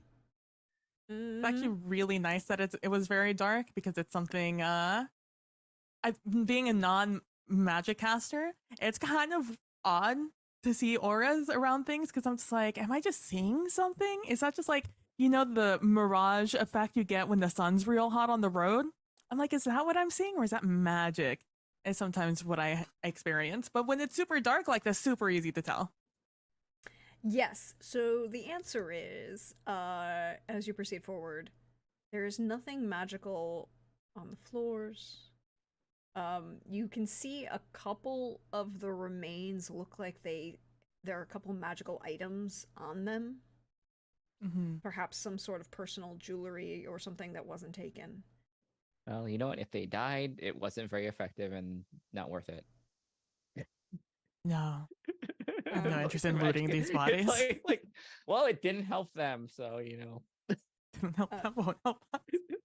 And you definitely one or two of those you see more magic, a magical aura. Detect magic gives you the aura, and I need the pool of magic. none of these corpses are burnt, right? Some of them are. Well, Okay, burned. that's not okay. Burned is in the case that somebody cast some like a firebolt at them, not as if somebody dropped Fireball, fireball on them. Not like statue, like Mm-mm. issuing forth like fire. That's No, it doesn't look like anything like that. That makes me that makes me feel a little better. You see a couple of these bodies that are different and different armor that look to have been mostly fallen in other directions, turned away in other ways. They all seem to have low level where is it? Evocation and a low level conjuration on them in their armor.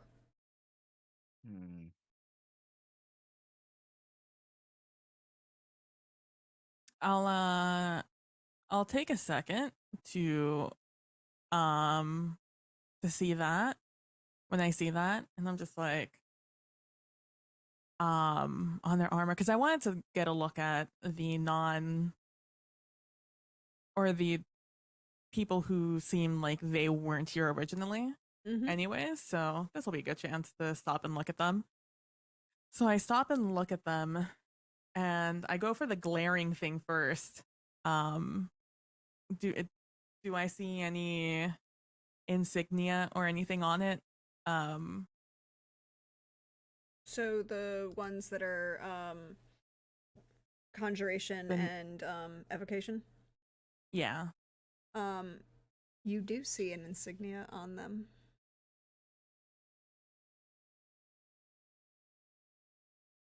What is it? Stitched work branded into leather, kind of emboss work in red and orange. You can just kind of make out the remains of the color that was there in the leather work that was, because it had this particular individual had kind of like fallen in such a way to protect that little bit of color that was in the leather work. It was dyed. And it's an 8-pointed star. Oh. I'm dead though. Also, their heads are missing, correct? Yes. Okay. They also have talons instead of really obvious talons. Do we know about Aarakocra? No, right? That's not a thing that we know about.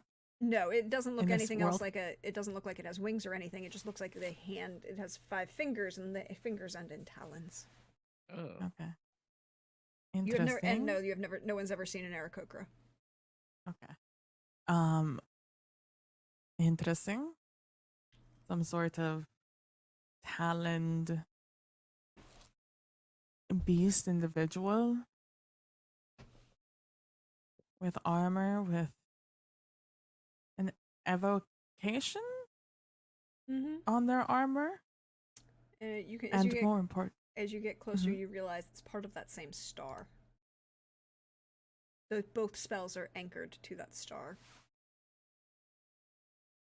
And it's on an 8-pointed star. Hey again. What are you thinking? Failed experiment or something like that? I don't know. Does it look it? I mean, it looks fresher than the other bodies, but not like They all look a body. they all look about the same age.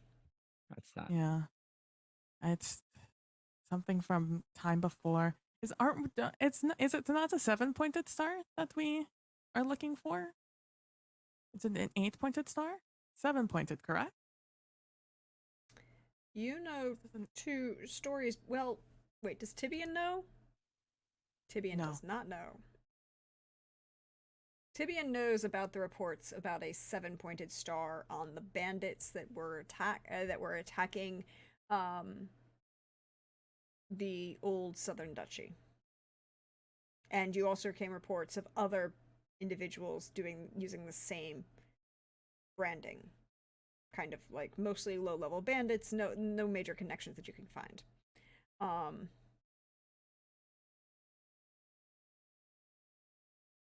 Interesting. And this would be probably like the first time I've actually seen this on somebody.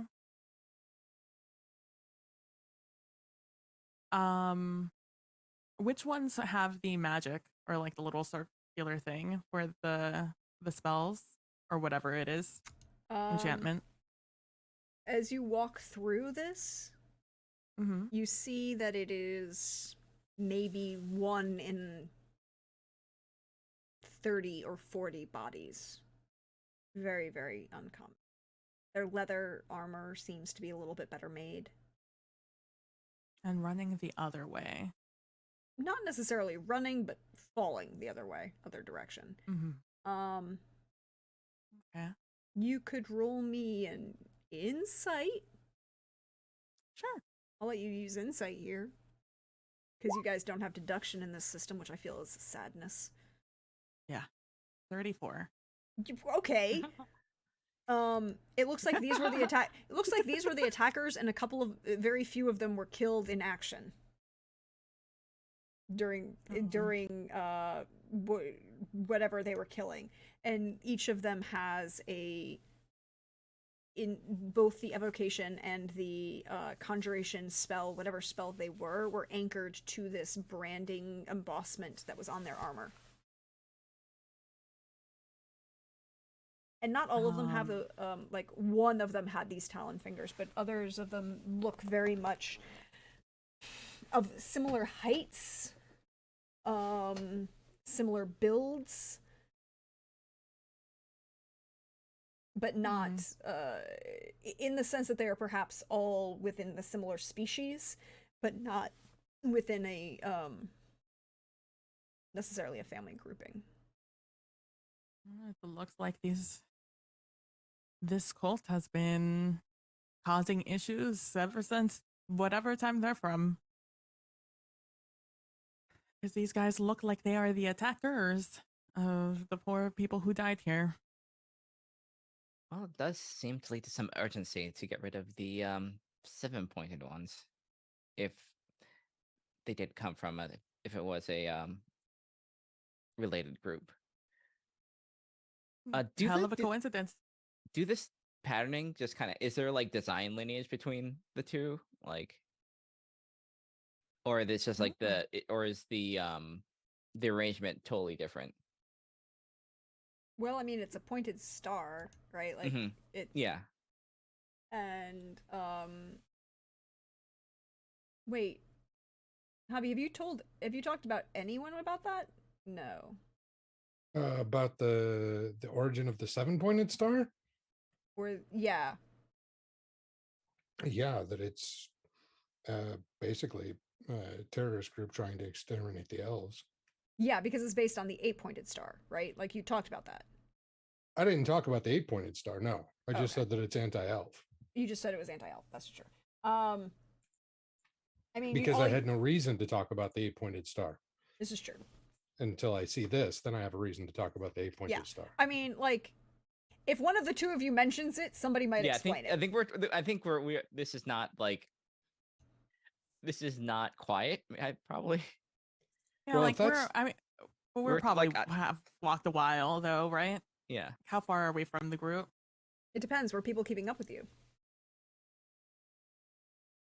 No, we're the scouts. We're trying to see if Oh, we're yeah. gonna die. Yeah. If as we're walking through, we're making sure the path is safe. I mean, once they get what, I'd look at Banderbus and be like, how far is fireball distance? So the edge of the fireball? Yeah, just to Um, keep the army at the edge of anything they might set off. Depending on enhancements, stack defenses, and range. About 120 feet is the safe zone. Inside that is splash zone range. Okay, well, then yeah, we'd let them get out a distance, and then start moving forward as they start to, basically, as the edge of the light starts to fade away, and start moving people forward.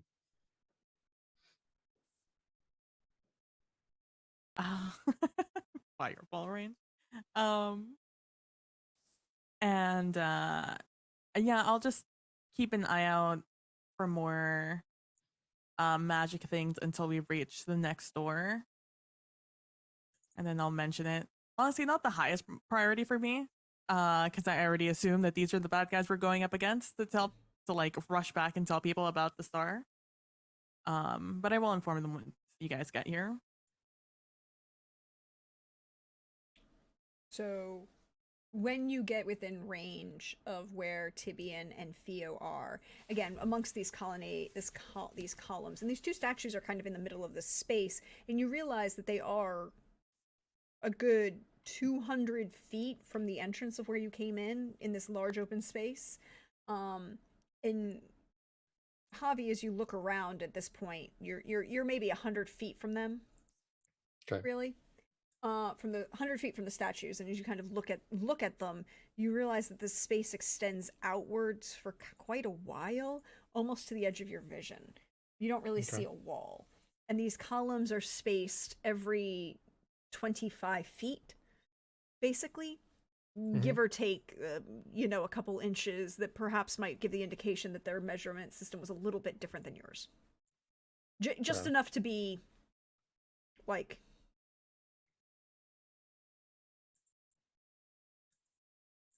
the difference between like a meter and a yardstick kind of thing. Not enough to be problematic for the mechanics, but enough to be noticeable.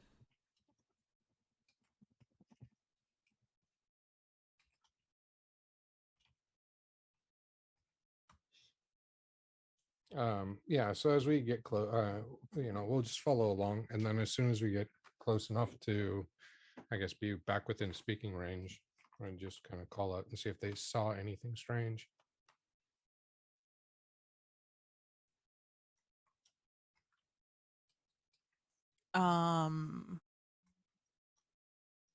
If you I will not say anything about it until you are within, like, in front of me to speak to you about it. So I will say, no, nothing of danger. Not yet, at least. And we'll usher everyone to come through.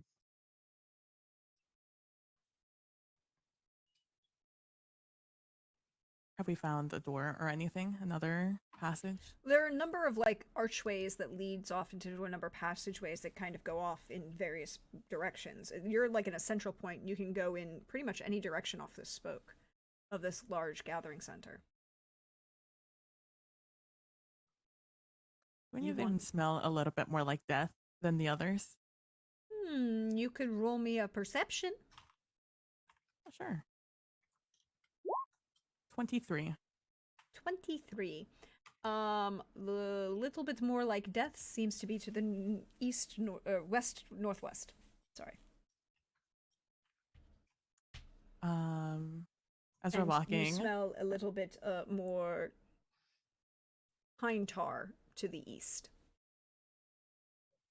Oh, the east smells nice. I like pine tar. Probably to the outside. No, the northwest. No, that smells like death. Which is probably like the direction we should be going, right? Not the side where it smells nice. I think. Well, I mean, we're here to find a lich, so I think we've already kind of left the cautious path behind us in certain aspects. You don't think he burns pine tar candles in their lair for the ambiance? She gestures like around her. No, you know what? You're right. I guess. You know what? I guess you're right. And so I'll wait at that entrance. Next room is the puppy room. With all the cute puppies. The therapy room. So when you're waiting till other people get to you is what you're saying before you say anything. Yes. All right. Do the rest of you come all the way up to Theo and Tibian? Yes. Okay. Well, at least Avi will. Yeah, I'd If I say don't so want to here. speak for Bandabers. I want to be able to discuss things with you. So I'm up there.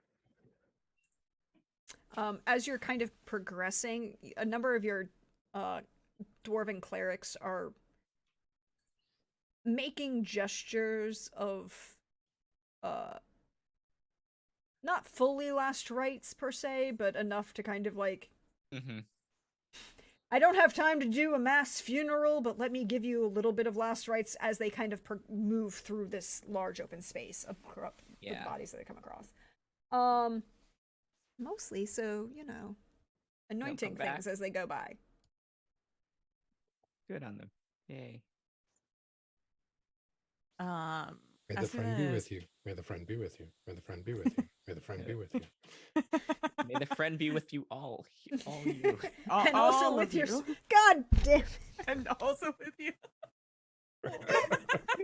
Like, which one of you said that? Who did? Who did? Look, it's an ingrained response, and if you know, you know. There's a reason I chose that wording. Oh no. Um, As soon as Bandapers and Javier catch up with Theo and I will gesture behind where we came from and to like the closest enemy body. And I will say, well, we stopped and we looked at a couple of those. Not speaking loudly, speaking a little bit more softly. And it appears that they had an 8-pointed star on their armor, and they appear to be the ones who were attacking everyone else. And considering their numbers, it was an overwhelming victory. 8-pointed star. Yes, 8-pointed. I 8-pointed don't know why they star. lost the star, but The 8-pointed star is the symbol of the 8 elven houses. or they're not 7. well, no, that's not 100% accurate. Well, I won't know the difference. So there were 9 in the constellation, right? And okay. the destruction of the first city-state, they're city-states. So Right. the destruction of the first city-state and the capture and destruction of it leads to the creation of the orcs. And then that 8-pointed star was used as a symbol to strike fear into the other members of the constellation. As in, each one of you will be struck off from this point of this constellation, this star. Oh, I thought that's what the 7-pointed star was. It's almost like they took it to mean something new. The original usage in Agapia was that you had the 9 city-states of the constellation, which were the 9 city-states that were the elven city-states. The first one that was attacked at what would become the precursor of the Sundering, and if I explain this is on me. The precursor of the Sundering, the beginning of what will become the event that is called the Sundering, is the attack, destruction, and sacking of one of these cities. This leads to the and the capture of those elves will be twisted through magics and turned into the species that will become what is known as the orcs. See, I in my notes have that was the 8 cities, and that the 7-pointed star was what you are saying the 8-pointed star is. So I must have misheard. Yeah, so because that was the thing. In Arabia, it was 9 to 8, and now you've seen the first couple times you've seen it now with 7. The new bandits that you have seen is 7, right? As if you've gone from the original 8-pointed star, which was on Arabia, and now on Endios you've seen bandits carrying the 7-pointed star. Yeah, which also makes very little sense because there aren't even 7 city states left. Yeah, I didn't say they were smart. I just said they were counting. Which is probably where I got confused. Yeah, that's because possible. the fact that like saying, "Oh, now we're down to 7," I'd be like, "No, you're not. We're down to 3." I was gonna say down to 0. So well, technically 1, but yeah. but there's 3 of them that merged into 1, right? That's what I have in my notes. There were 3. There were 3 city states that remained that were the created Yoruba. That created Yoruba. And Gotcha. they survived. They were the 3 city states that survived the Sundering, and that's why the quote unquote ethnic makeup of the elves that are in Yoruba is much more diverse than you would have had in appearance wise in Arabia on the continent, in the old continent, because those were all the survivors of those 3 city states who came. Gotcha. But yes, theoretically, if you wanted to, if Javi wanted to nitpick their history, it should only be 3 points, but Well, it should be 2 if they're making a threat. it should be 2 if they're making a threat. But also, again, I would like to point out that all of the people that you have seen or have heard about being are bandits of a relatively low level, right? Like, they shouldn't know about this. Yes, but now if I find anyone wearing it, I am going to mock them mercilessly. Mock away. I mean, I might even have to try and learn vicious mockery from the bards just because it's going to be that bad. Go for it. That's so funny. Because I didn't realize that they were misusing it that badly. I knew that they were appropriating it and not doing it well. Yeah. But I didn't realize how poorly the bandits were misappropriating. If you kind of think about it, you might think that perhaps somebody told them the story about this 8-pointed star, and they're like, "Oh, so if we cut one more off, then we're more threatening." Gotcha. Good. Don't think it worked. You can judge them on their intelligence or comprehension about it, and feel free to mock them. But yes, the intention was that it was poorly, either a level of telephone, like stories passed down that didn't explain it well, and so they don't actually know, or the classic, "Ooh, I see that symbol, I'm going to use it," without actually understanding what it means. Oh, and that's perfectly fine. I just But was treating the whole 7-pointed star with a lot more reverence than it ever deserved. So I will amend that going forward. Yeah. Now, the 8-pointed star that you do see here, this looks exactly like you have seen in history books. Gotcha. Down to the coloration. Gotcha. You might think that these were perhaps original users of that symbol. How old did you say the city was? Or at least that one area was, Javier? 1,000 years. Or no, older than that. Oh, older than that.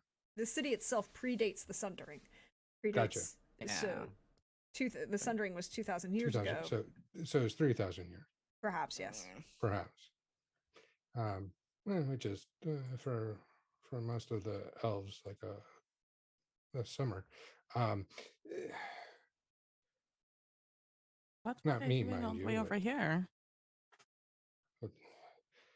If they are ones that truly bore the 8-pointed star and believed in its ideology, they were here to conquer. They had many of the same faults that we find in other races when it comes to the delusion of power and brutality.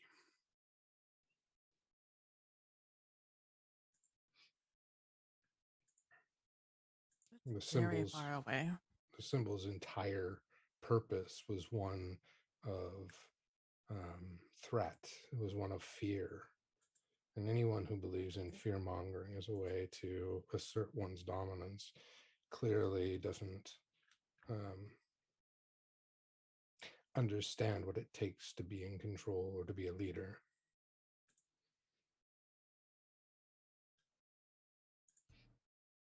Or if they do understand it, they aren't capable of it. It is very suspicious. Yeah, it's all I am. Well, not even suspicious. That is just odd. So, what would I know about clawed hands? Hands that were like talons. Oh yeah, yeah. You would know that this goes back to the thing about the orcs themselves and the maid and the wizards who caused the sundering, and the real reasons, part of the reasons that they were got in there. They used experimentation. They engaged in experimentation, spells to twist and warp and change people in ways that were entirely unnatural.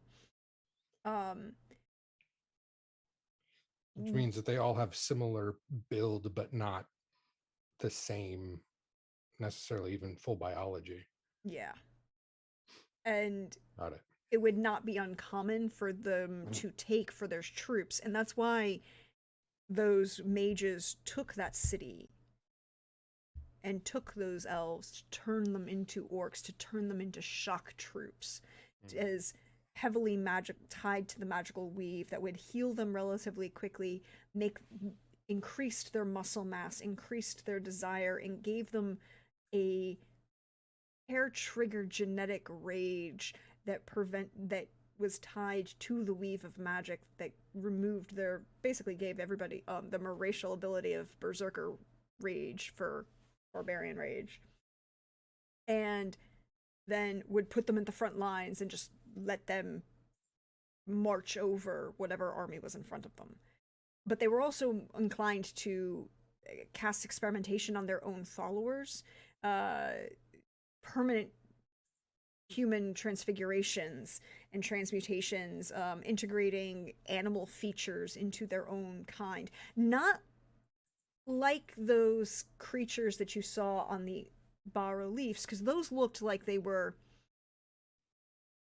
natural, if you want to kind of think about it, because there was a balance to their biology that looked like it was either intentional, like an evolution, or there was an intentionality towards it. But anytime you saw these mages, there was a twisting of the magic, a twisting that they imparted on their followers. Like, I'm going to permanently graft the talons of an eagle onto your fingers of your five-fingered hand. It doesn't work, right? Because it's the bones and structure of the hand is still humanoid, but now it's got the overlay of the function of a talon, so you can't really hold as well as you used to, versus those creatures that you saw on those bas reliefs looked like there was an evolution, that was a balance, right? They were organic in their design rather than manufactured. Yes. Gotcha. And you have not I'll seen... relay all of this.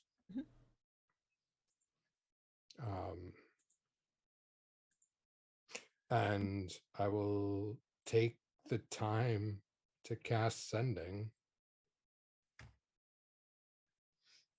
to Horazio and inform her that this location, if I do not make it out, has artifacts of those who bear the original 8-pointed star, and that a full party should be sent to examine these ruins. Our full contingent. Your friends are already there.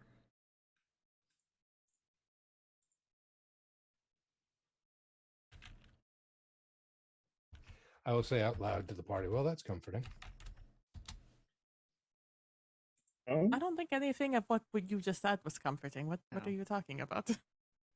In fact, it was the opposite of comforting. No, my friends are among us. Somewhere. That Like in a means- religious way, or like in an actually there's people here. Like the The gods are all friends. around us. Like those who are members of the Laguna. Oh, okay. So real people. Okay. Yes. Okay. That makes more sense. And that is kind of comforting. Yes. If you are familiar with that organization. Absolutely not. But they're friends of yours, so they must be good people. Some. There's not enough time for us to unpack No. all of that right now. But They are on our the- side, and that is all that is necessary. Exactly. Well, I guess we know. It No, also honestly, I means know that less the lich about- could be an elf. Or an orc. Well, Or a mad mage. Still a lich though. Well, yes. yeah, still Still a a lich, problem. still undead. But understanding where they derive their power tells us much. True. It lets me know I know less about this. Now, I wasn't very good in class in history. But I don't think they covered this. I don't know why they wouldn't. It bears no relevance. Okay, first these people don't even talk about halflings or dwarves and their little carvings on the wall, and now you are just forgetting the importance of the halflings? No, Okay, I'm saying all that, right. that Oh, jeez. the elves have Okay, no. yeah. The No, I history of the see. elves would have no importance to Sikel. What do you mean we're the closest to Agapia? What do you Yeah, mean? but what relevance is it that there were 9 city-states that are now down to 1? You don't know what our we can historians have study. this historical and academic argument not here in a tavern where there's beer and not surrounded by corpses of ancient beings. I guess what I'm trying to say is I Please was let trying the to lich agree be- with you. Please Halflings, let like the half- lich be right on the other side of this door, just listening to us. It just ends up, you always have it just ends up being a halfling lich. It's like, there we go, there's the halfling. Thank you. Nice. Finally, some representation. While you are doing this, can I get a perception check from everybody? Sure. Yes, but just this once. 16. 19. But I hope 27. they're 20. right there.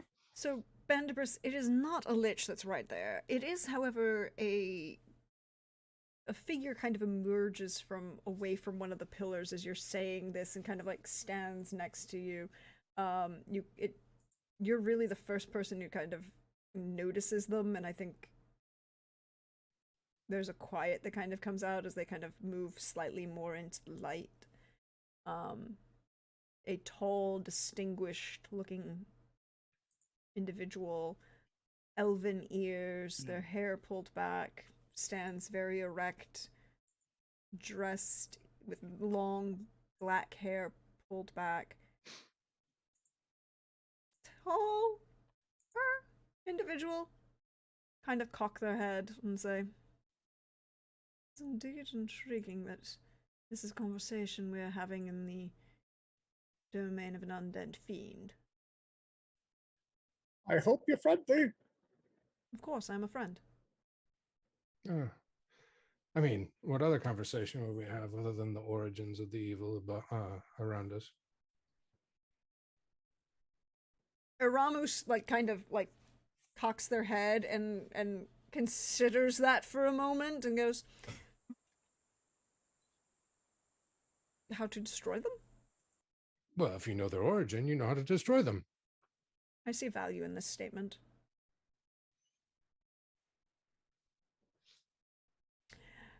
I have ascertained 3 things in my beginning examination of this space.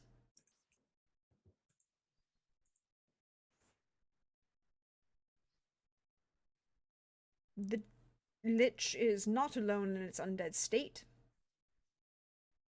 Okay. It requires the use of others to maintain and perpetuate its followers.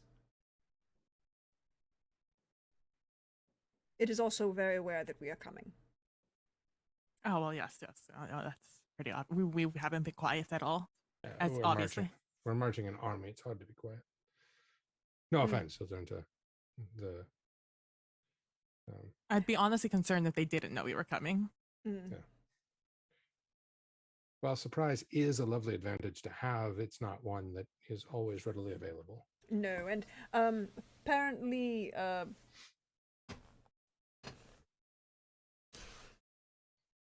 they are very gooey. Gooey. The Lich? Oh. No, the followers.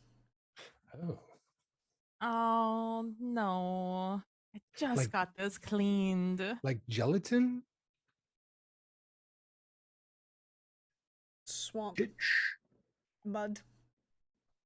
Oh, Sandbar mud. Ugh. Yuck. yes, sticky. Mm. Does it smell? Very putrid. Oh no. They kind of cock their head at you. Wouldn't have happened to seeing maybe like a very smelly druid, dead No, or alive. I have not encountered any druids. I have encountered 4 locked doors that seem to hold prisoners that apparently might possibly be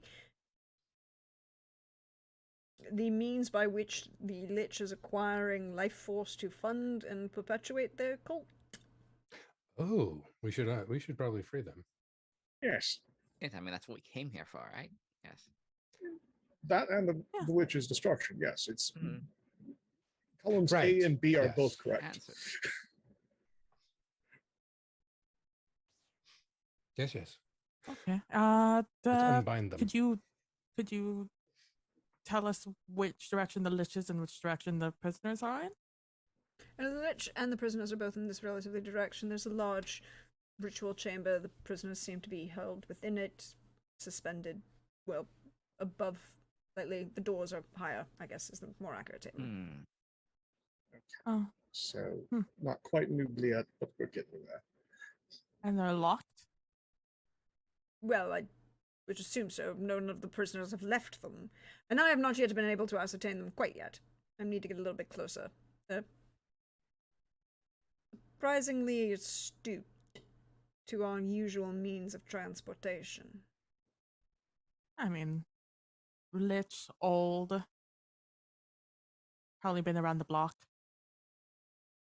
Are you saying they can see through magic? I think they might be able to see magic.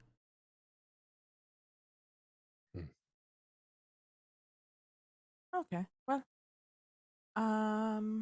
any idea on numbers of enemies? Lackeys?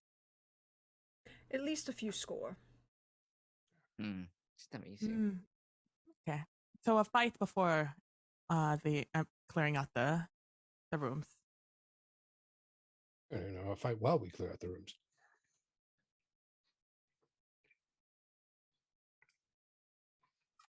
Okay. Also, a few other types of undead I am sure I saw at least 2 wraiths. Oh, that's no fun because they Okay. can pass through walls. Yes, it was rather upsetting. but they still don't like us. And they kind of like turn and almost smirk at that.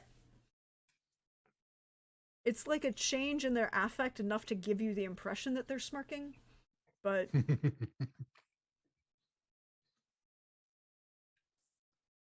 Okay. Are you just gonna continue spectating, or are you joining us? well, I was going to go and perhaps grant some people the respite of the last front in a slightly more Okay. quiet and not army fashion. That's perfectly fine, but let's try and leave those who are locked away alive. I know the quickest way to sever their life force from the Lich is to sever their life force from them. But as far as I have heard, which I have not heard anything to this effect yet, Vestru has not called their names. Very well. The harder way it is. Thank you. And All right. Well, they kind of nod to you and step back into the shadows and disappear. oh, okay. I was gonna ask for a tour. Okay. All right. So I guess we go in that direction. Um, but first, let's instruct our army of what there is to expect. Death. Undeath, technically. And so Someone should probably be the motivational speaker. That's not me. I'll turn around and I'll go talk to oh, I was really hoping their names would just come to me. Hold on, I have them in my notes. I'll go talk to Adama and Viral. And I'll inform them of what we have coming forward. Coming ahead. What to expect. So If anyone wants to give. mechanically speaking, you may use this time to plot your assault. You have 15 low-level clerics, and by that I mean you have 6 third-level clerics and 9 second-level clerics.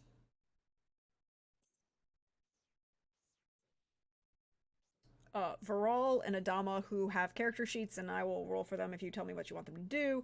Viral is a spirit bard, and Adama is a shield master. You have 45 human fighters of various skills. We'll all say they're all third level fighters.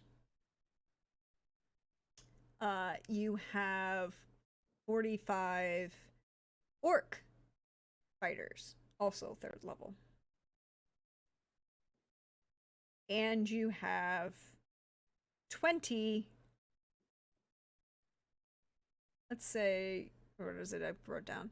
You have 15 level 2 bards and 5 level 3 bards, aside from Viral. Who also all have, and all of the orcs have the racial ability Rage. We also have the brothers, right? Yes, Imran and Basri. They did not count in. Imran and Basri. Basri is a assassin rogue. And Imin is a well, mechanically speaking, he's a rogue fighter. Oh, nice. And what level is Ramia? Ramia is a level 9 cleric. You do have Ramia. Thank you for reminding me. She's a level 9 life cleric.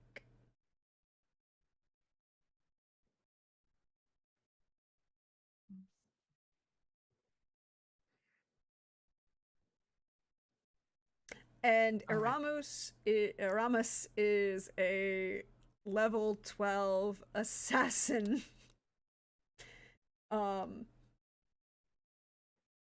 Rogue with, a few with a few mage cleric spells. You know. Yeah. Magic into shit. So a bunch of undead, a couple of wraiths. We have incredibly stinky, muddy individuals and wraiths and the lich. Hopefully we don't have to fight the lich while we're fighting the other guys. We might have to. Yeah. We very Yeah. well. I think it probably benefits them, our army, for the lich not to be focused anywhere near them. Mm-hmm. Yes, but I would say for those that have the ability to cast magic, divine or arcane, it is first to deal with the wraiths at range, with the second priority being keeping people alive. My focus will be on the lich. All of your second level clerics are grave clerics. Yes, They all third have levels- spare the dying. And the third levels are twilights then? Yeah. Yeah, I would say, like, this is going to be a battle where cantrips matter. Wraiths are notoriously difficult to stab effectively because they're incorporeal. So magic may be the best bet to at least deter them. Deter them and have at least a few fighters for them to keep whatever else from getting to our clerics. Well, the most of the fighting line is going to be used as a defensive. Do we want a wall. line? Do we want a wall? I would say. So if we're going up against myself, I would cast the magic at the wall and just, it's so many targets in such a close area. Most of them aren't going to make it. Again, you have things form up and then disperse into a skirmishing line. So should we do groups? Again, the line is just going to be a target. And not the target that we want to hit them. We don't want it's going to be a target for the lich and whatever nasty surprises he has else with this. But the lich is going to be my primary focus and concern. If I don't want to be, but I don't want to bet on a lich's limited focus or unlimited focus for everyone here. We should assume that assume that our attention may not be enough. But I will go over with you what my current strategy is.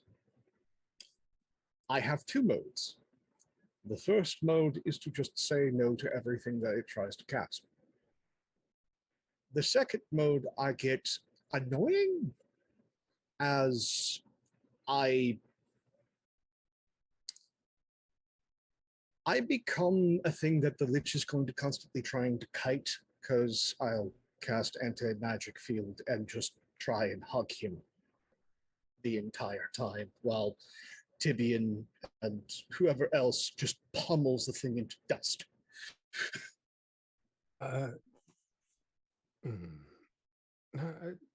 would your anti-magic field affect those of like the magics that we have? Anything that is enchanted is temporarily suppressed while it is within a 10-foot radius of me. Let's not do that then, because I plan on calling Celestials to help smite this thing. In that case, I'll hold off on that until the most desperate hour. I appreciate that. I also have one other trick up my sleeve, but I do not want to. That is in case of emergency break glass. Yes. I I believe telling, saying no where necessary is very, very valuable. Um, Wraiths need a magical weapon to yes, do damage to, right? correct. And we need I our ha- strongest fighters on them. I don't have much experience with race. I just know that they're spooky and that they go through walls. I mean, I would, GM, just to make sure I'm not metagaming here. As a cleric of Vesture that abhors the undead, I would know the basics of how to kill Oh yes, most types. all of your clerics of Vestru would know the basics of how to deal with undead, a variety of types. Now, some of them are not capable of it, right? Correct. But Like they would know your what wouldn't work versus. they would know it wouldn't work. Like your second level clerics are not going to try and turn undead on your wraiths. Good. But if you have a couple skeletons or something else there, Makes sense. So yeah. Um, yeah, it does require some form of imbued weaponry or magic. Okay, so we need those with enhanced weapons to target the wraiths and keep them off the our weaker. all of your named NPCs have magical weapons. Yeah, so probably I'm thinking the brothers go after them, but whomsoever can do it. It could be the bard and Adama, for all I really care. And then for the lackeys, we have the fighters.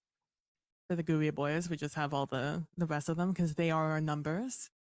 If they cannot move closer, then our cleric should be fine.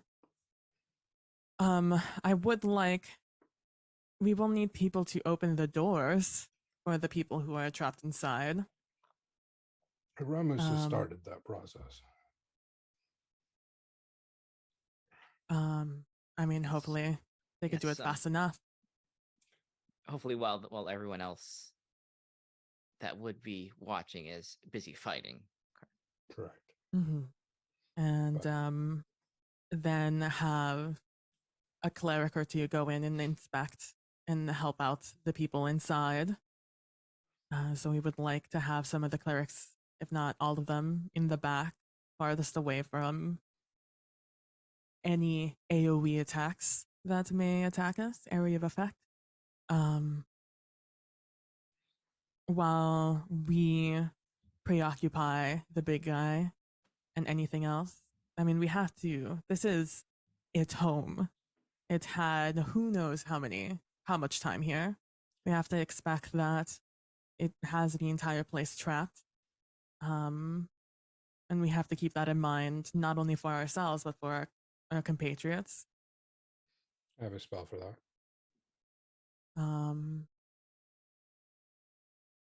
Aside from that, we just need to keep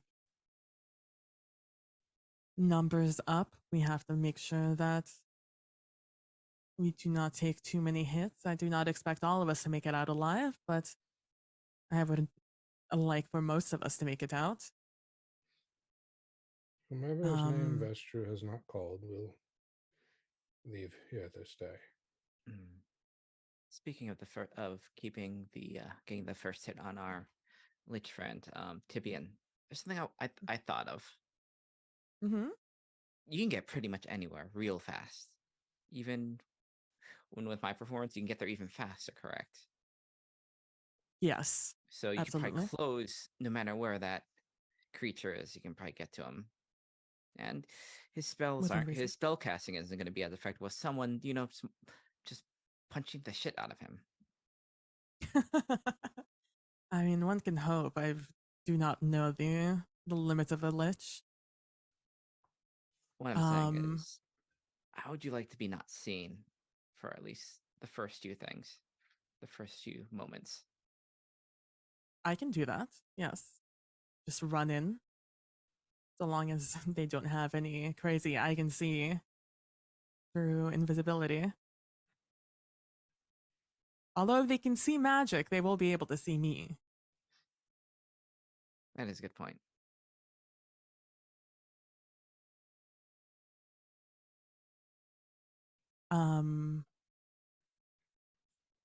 There's a risk, but if you'd like, hmm I can cast silence on you.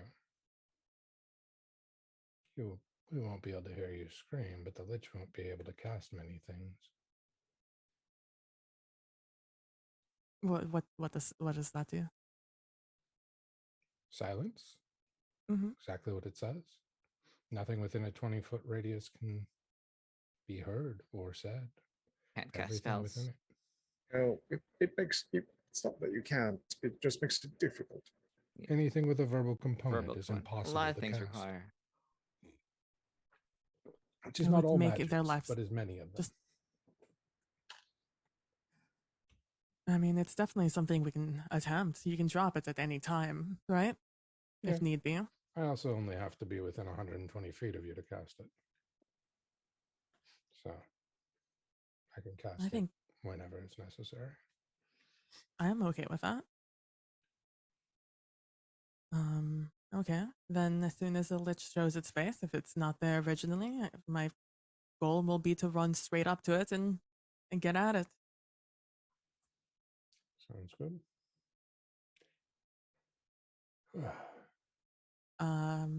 Okay, so we want our so who do we want on Wraiths? Do we just want our 4 strongest on the Wraiths?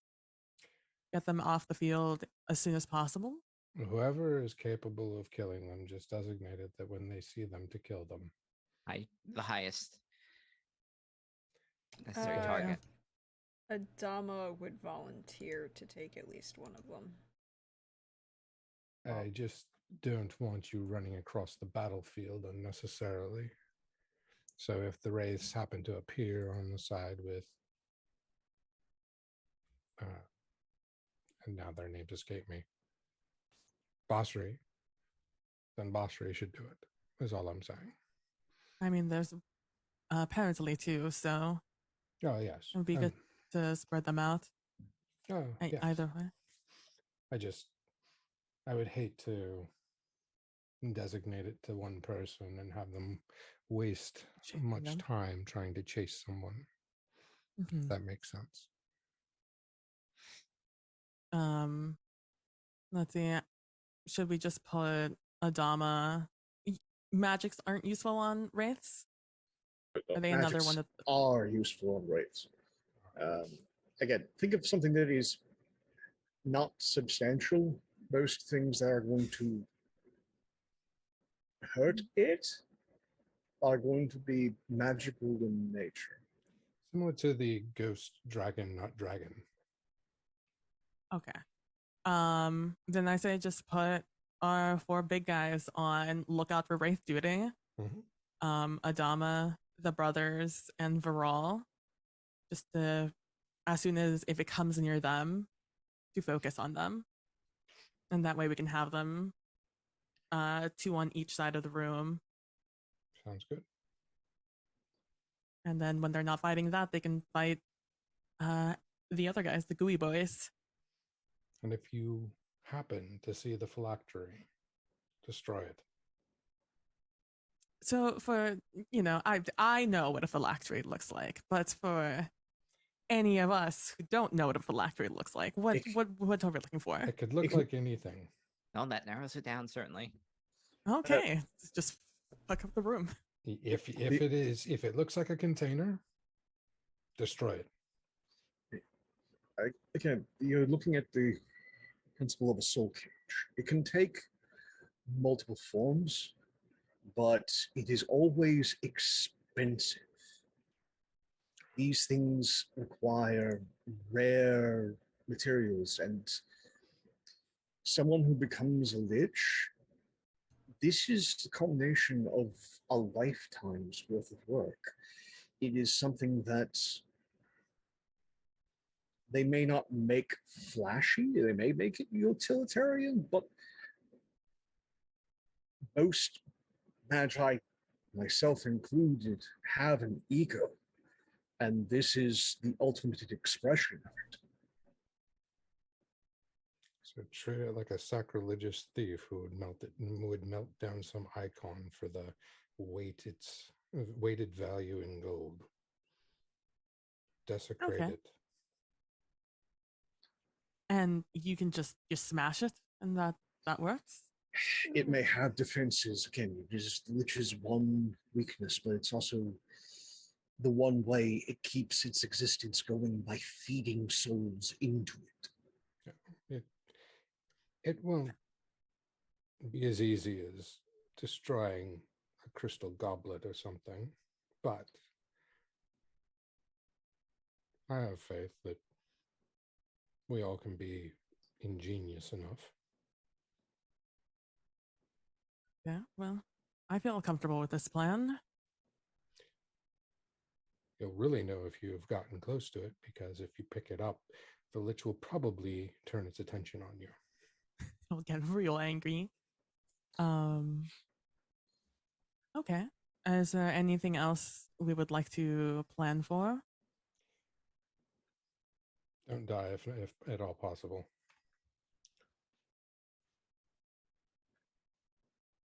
I think Ramia, as our big boy cleric, she should probably be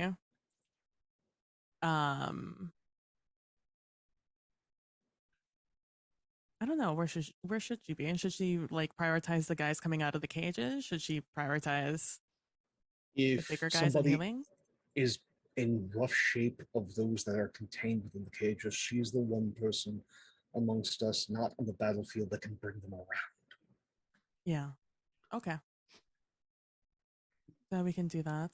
I'm sure our friend can oh hi. Oh god. Okay. No, sorry, it's not you, it's that me. was just me messing with you. They Okay. do not appear. I do not Batman you. Not yet, at least. Could so kindly let her know when the doors open. Look around. It like every shadow I see, just like right? Mm-hmm. Right? Do you want me to send a message? I mean, yeah, if you could, Okay. you know, just let them know that Ramya needs something more than a visual cue. I know they are the quiet type.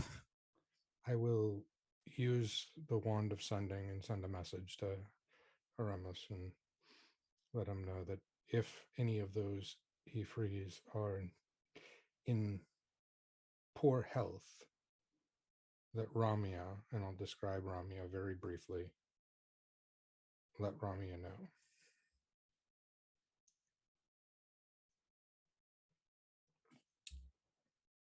And until then, just stay alive and fuck shit up. Yes. Prepare to improvise. Could go anywhere. Yeah.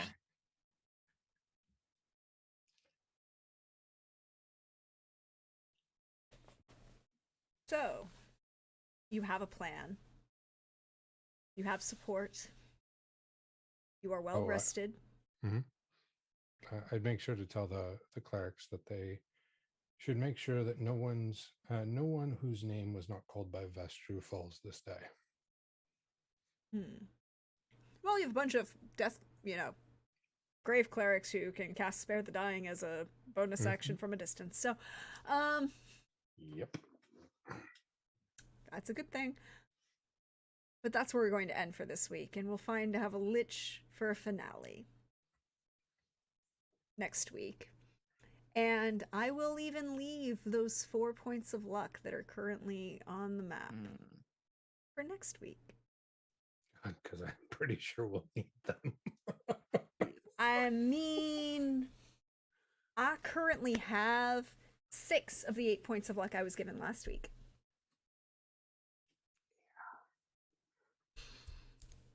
But this was fun. You managed to get through a lot of the big problems and not cause any traps to really go off for you.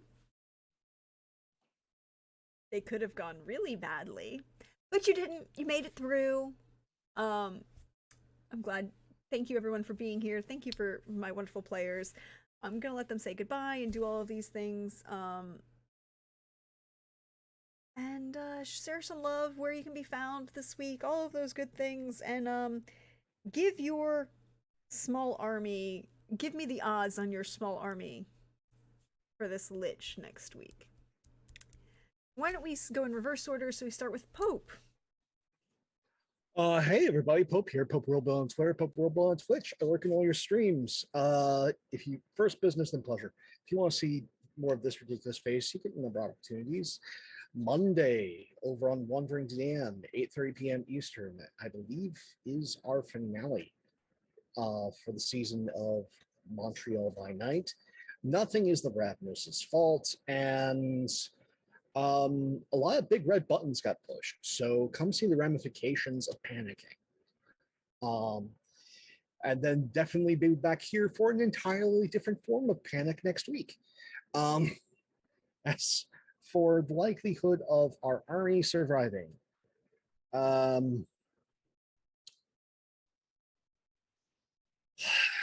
would say it's got 1/3 of a chance to survive wholly intact, and that's about it. The likelihood of casualties is high. Will there be survivors? 90% chance of survivors. Will everyone survive? Nothing. And it's been a delight seeing like everyone today going through this dark and terrible place, whether it's Tibian collecting a betting pool and rage at the lack of short representation,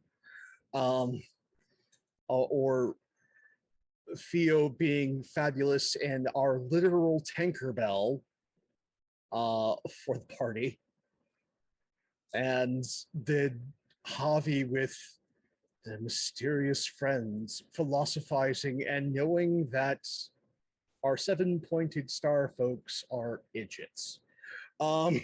So all of that has been absolutely fabulous, and I thank you all for being here to share it with us. Where live VOD YouTube stories nothing without its audience. You're much part of this as we are. Take care of yourselves, one another, and I hope to see you soon. Indeed, indeed. And next up would be the wonderfully fabulous Theo. Hey Lynn, how are you? Oh. How's life going for you? Good. Hey everyone. I'm Lynn. Gremlin art pretty much everywhere. Socials for all my art and the games that I'm doing. And for next week, I would like to say people will survive because I like going into battles with low expectations. I'll be pleasantly surprised if more people make it out. So I'll say. Okay. Okay. I would like the people on Fio would like the people on her, especially the people on her guest list to make it out. Honestly, the people on your guest list to make it out. Fair. That is a desire you can have. And so do you have anything coming up this week? Any games? slow week this week, I think. Slow week? Alright, well, that's fair. Then next up, the wonderful PB. Hey PB, how are you? Hi, I'm doing good. Excited to go fight a lich next week. It should be fun. 100%. Everyone survives. No one dies. Just this once. That is my guess. And hi, I'm PB from my PB Plays Inside. You can find me at PB Plays Inside pretty much everywhere.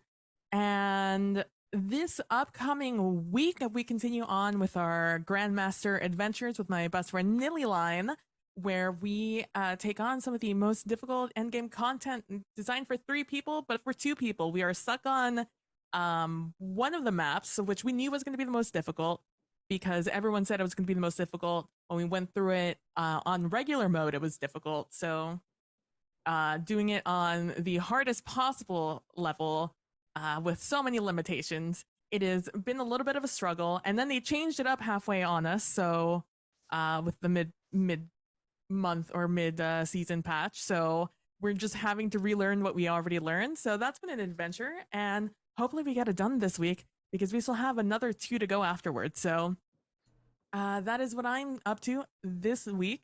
And then, we're killing a lich at the end of it.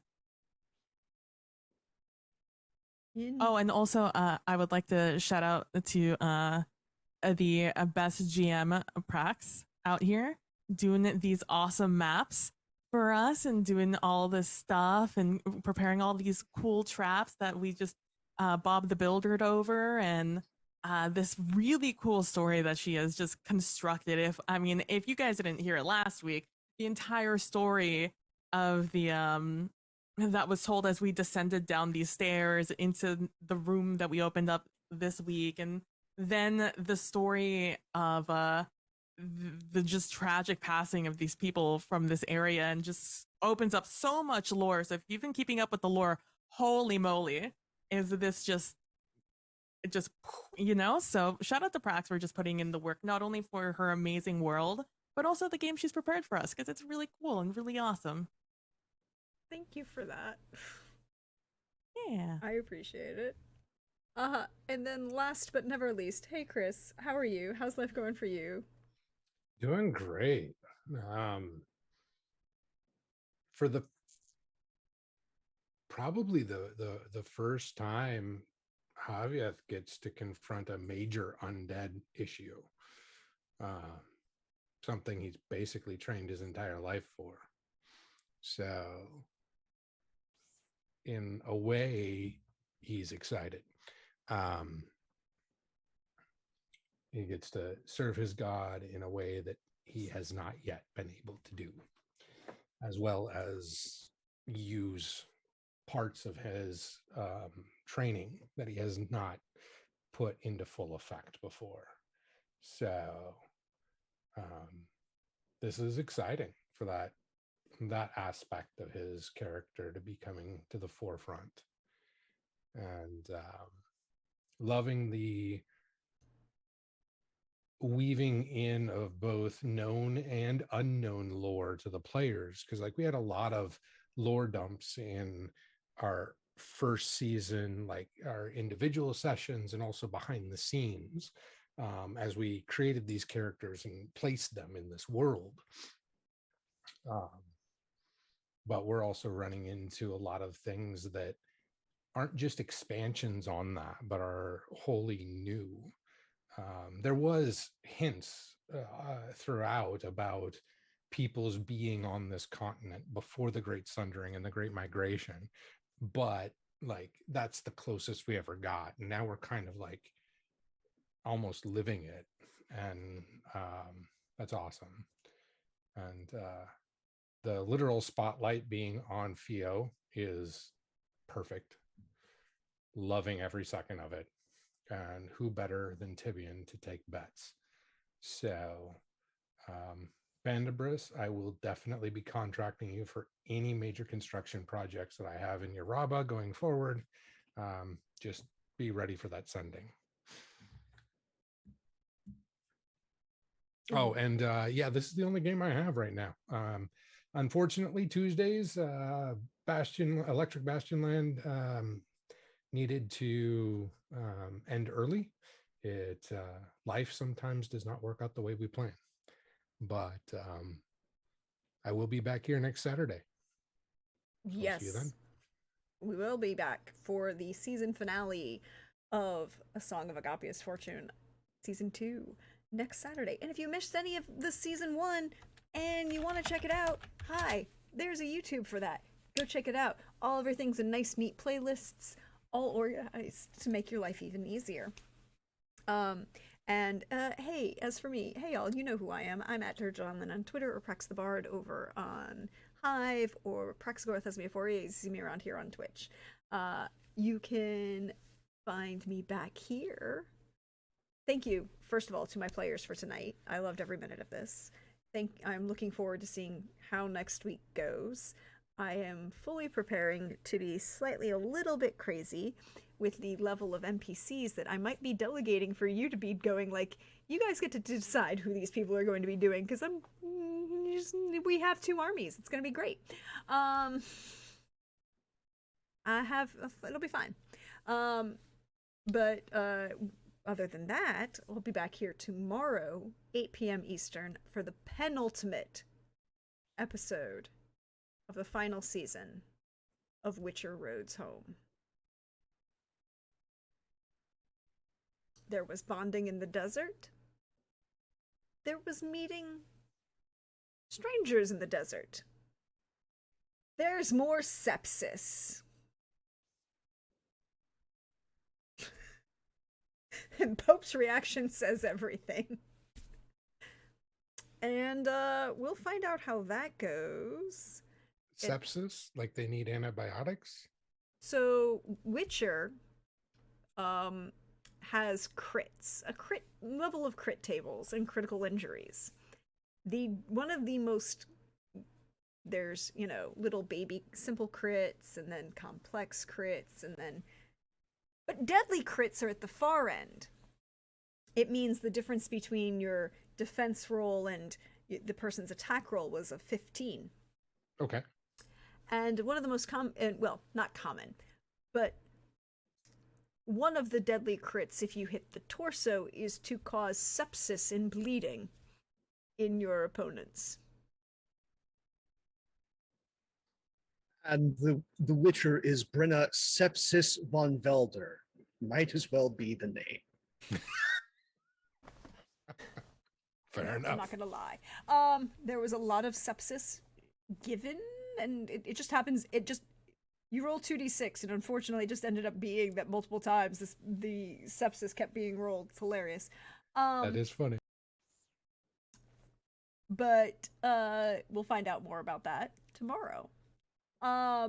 Monday, I might be a little late because I have real life things I have to do. But I fingers crossed gonna show up at the finale for Montreal by Night.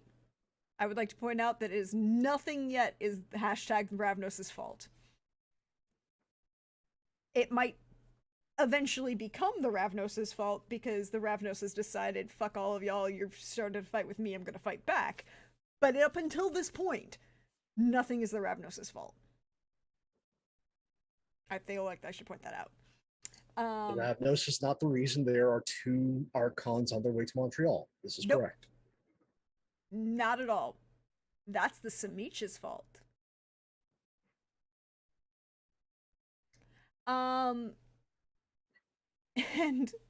But also, I've got a new project that I'm working on. It's called Carousel Court.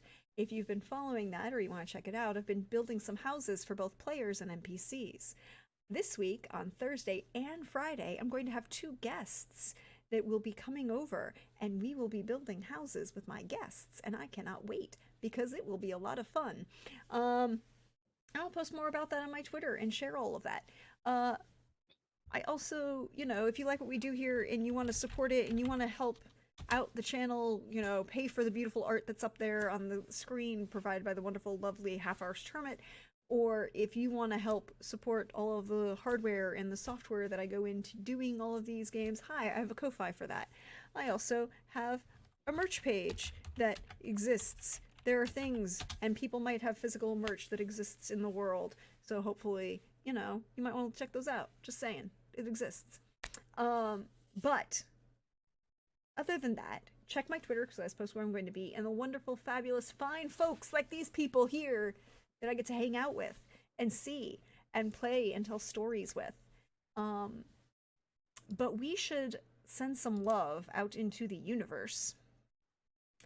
And is anybody up? I don't see anyone up. At least not on my list. Well, apparently we're not going to send love out into the universe. We're just going to be here and send virtual love to all of you. Until next time, everybody.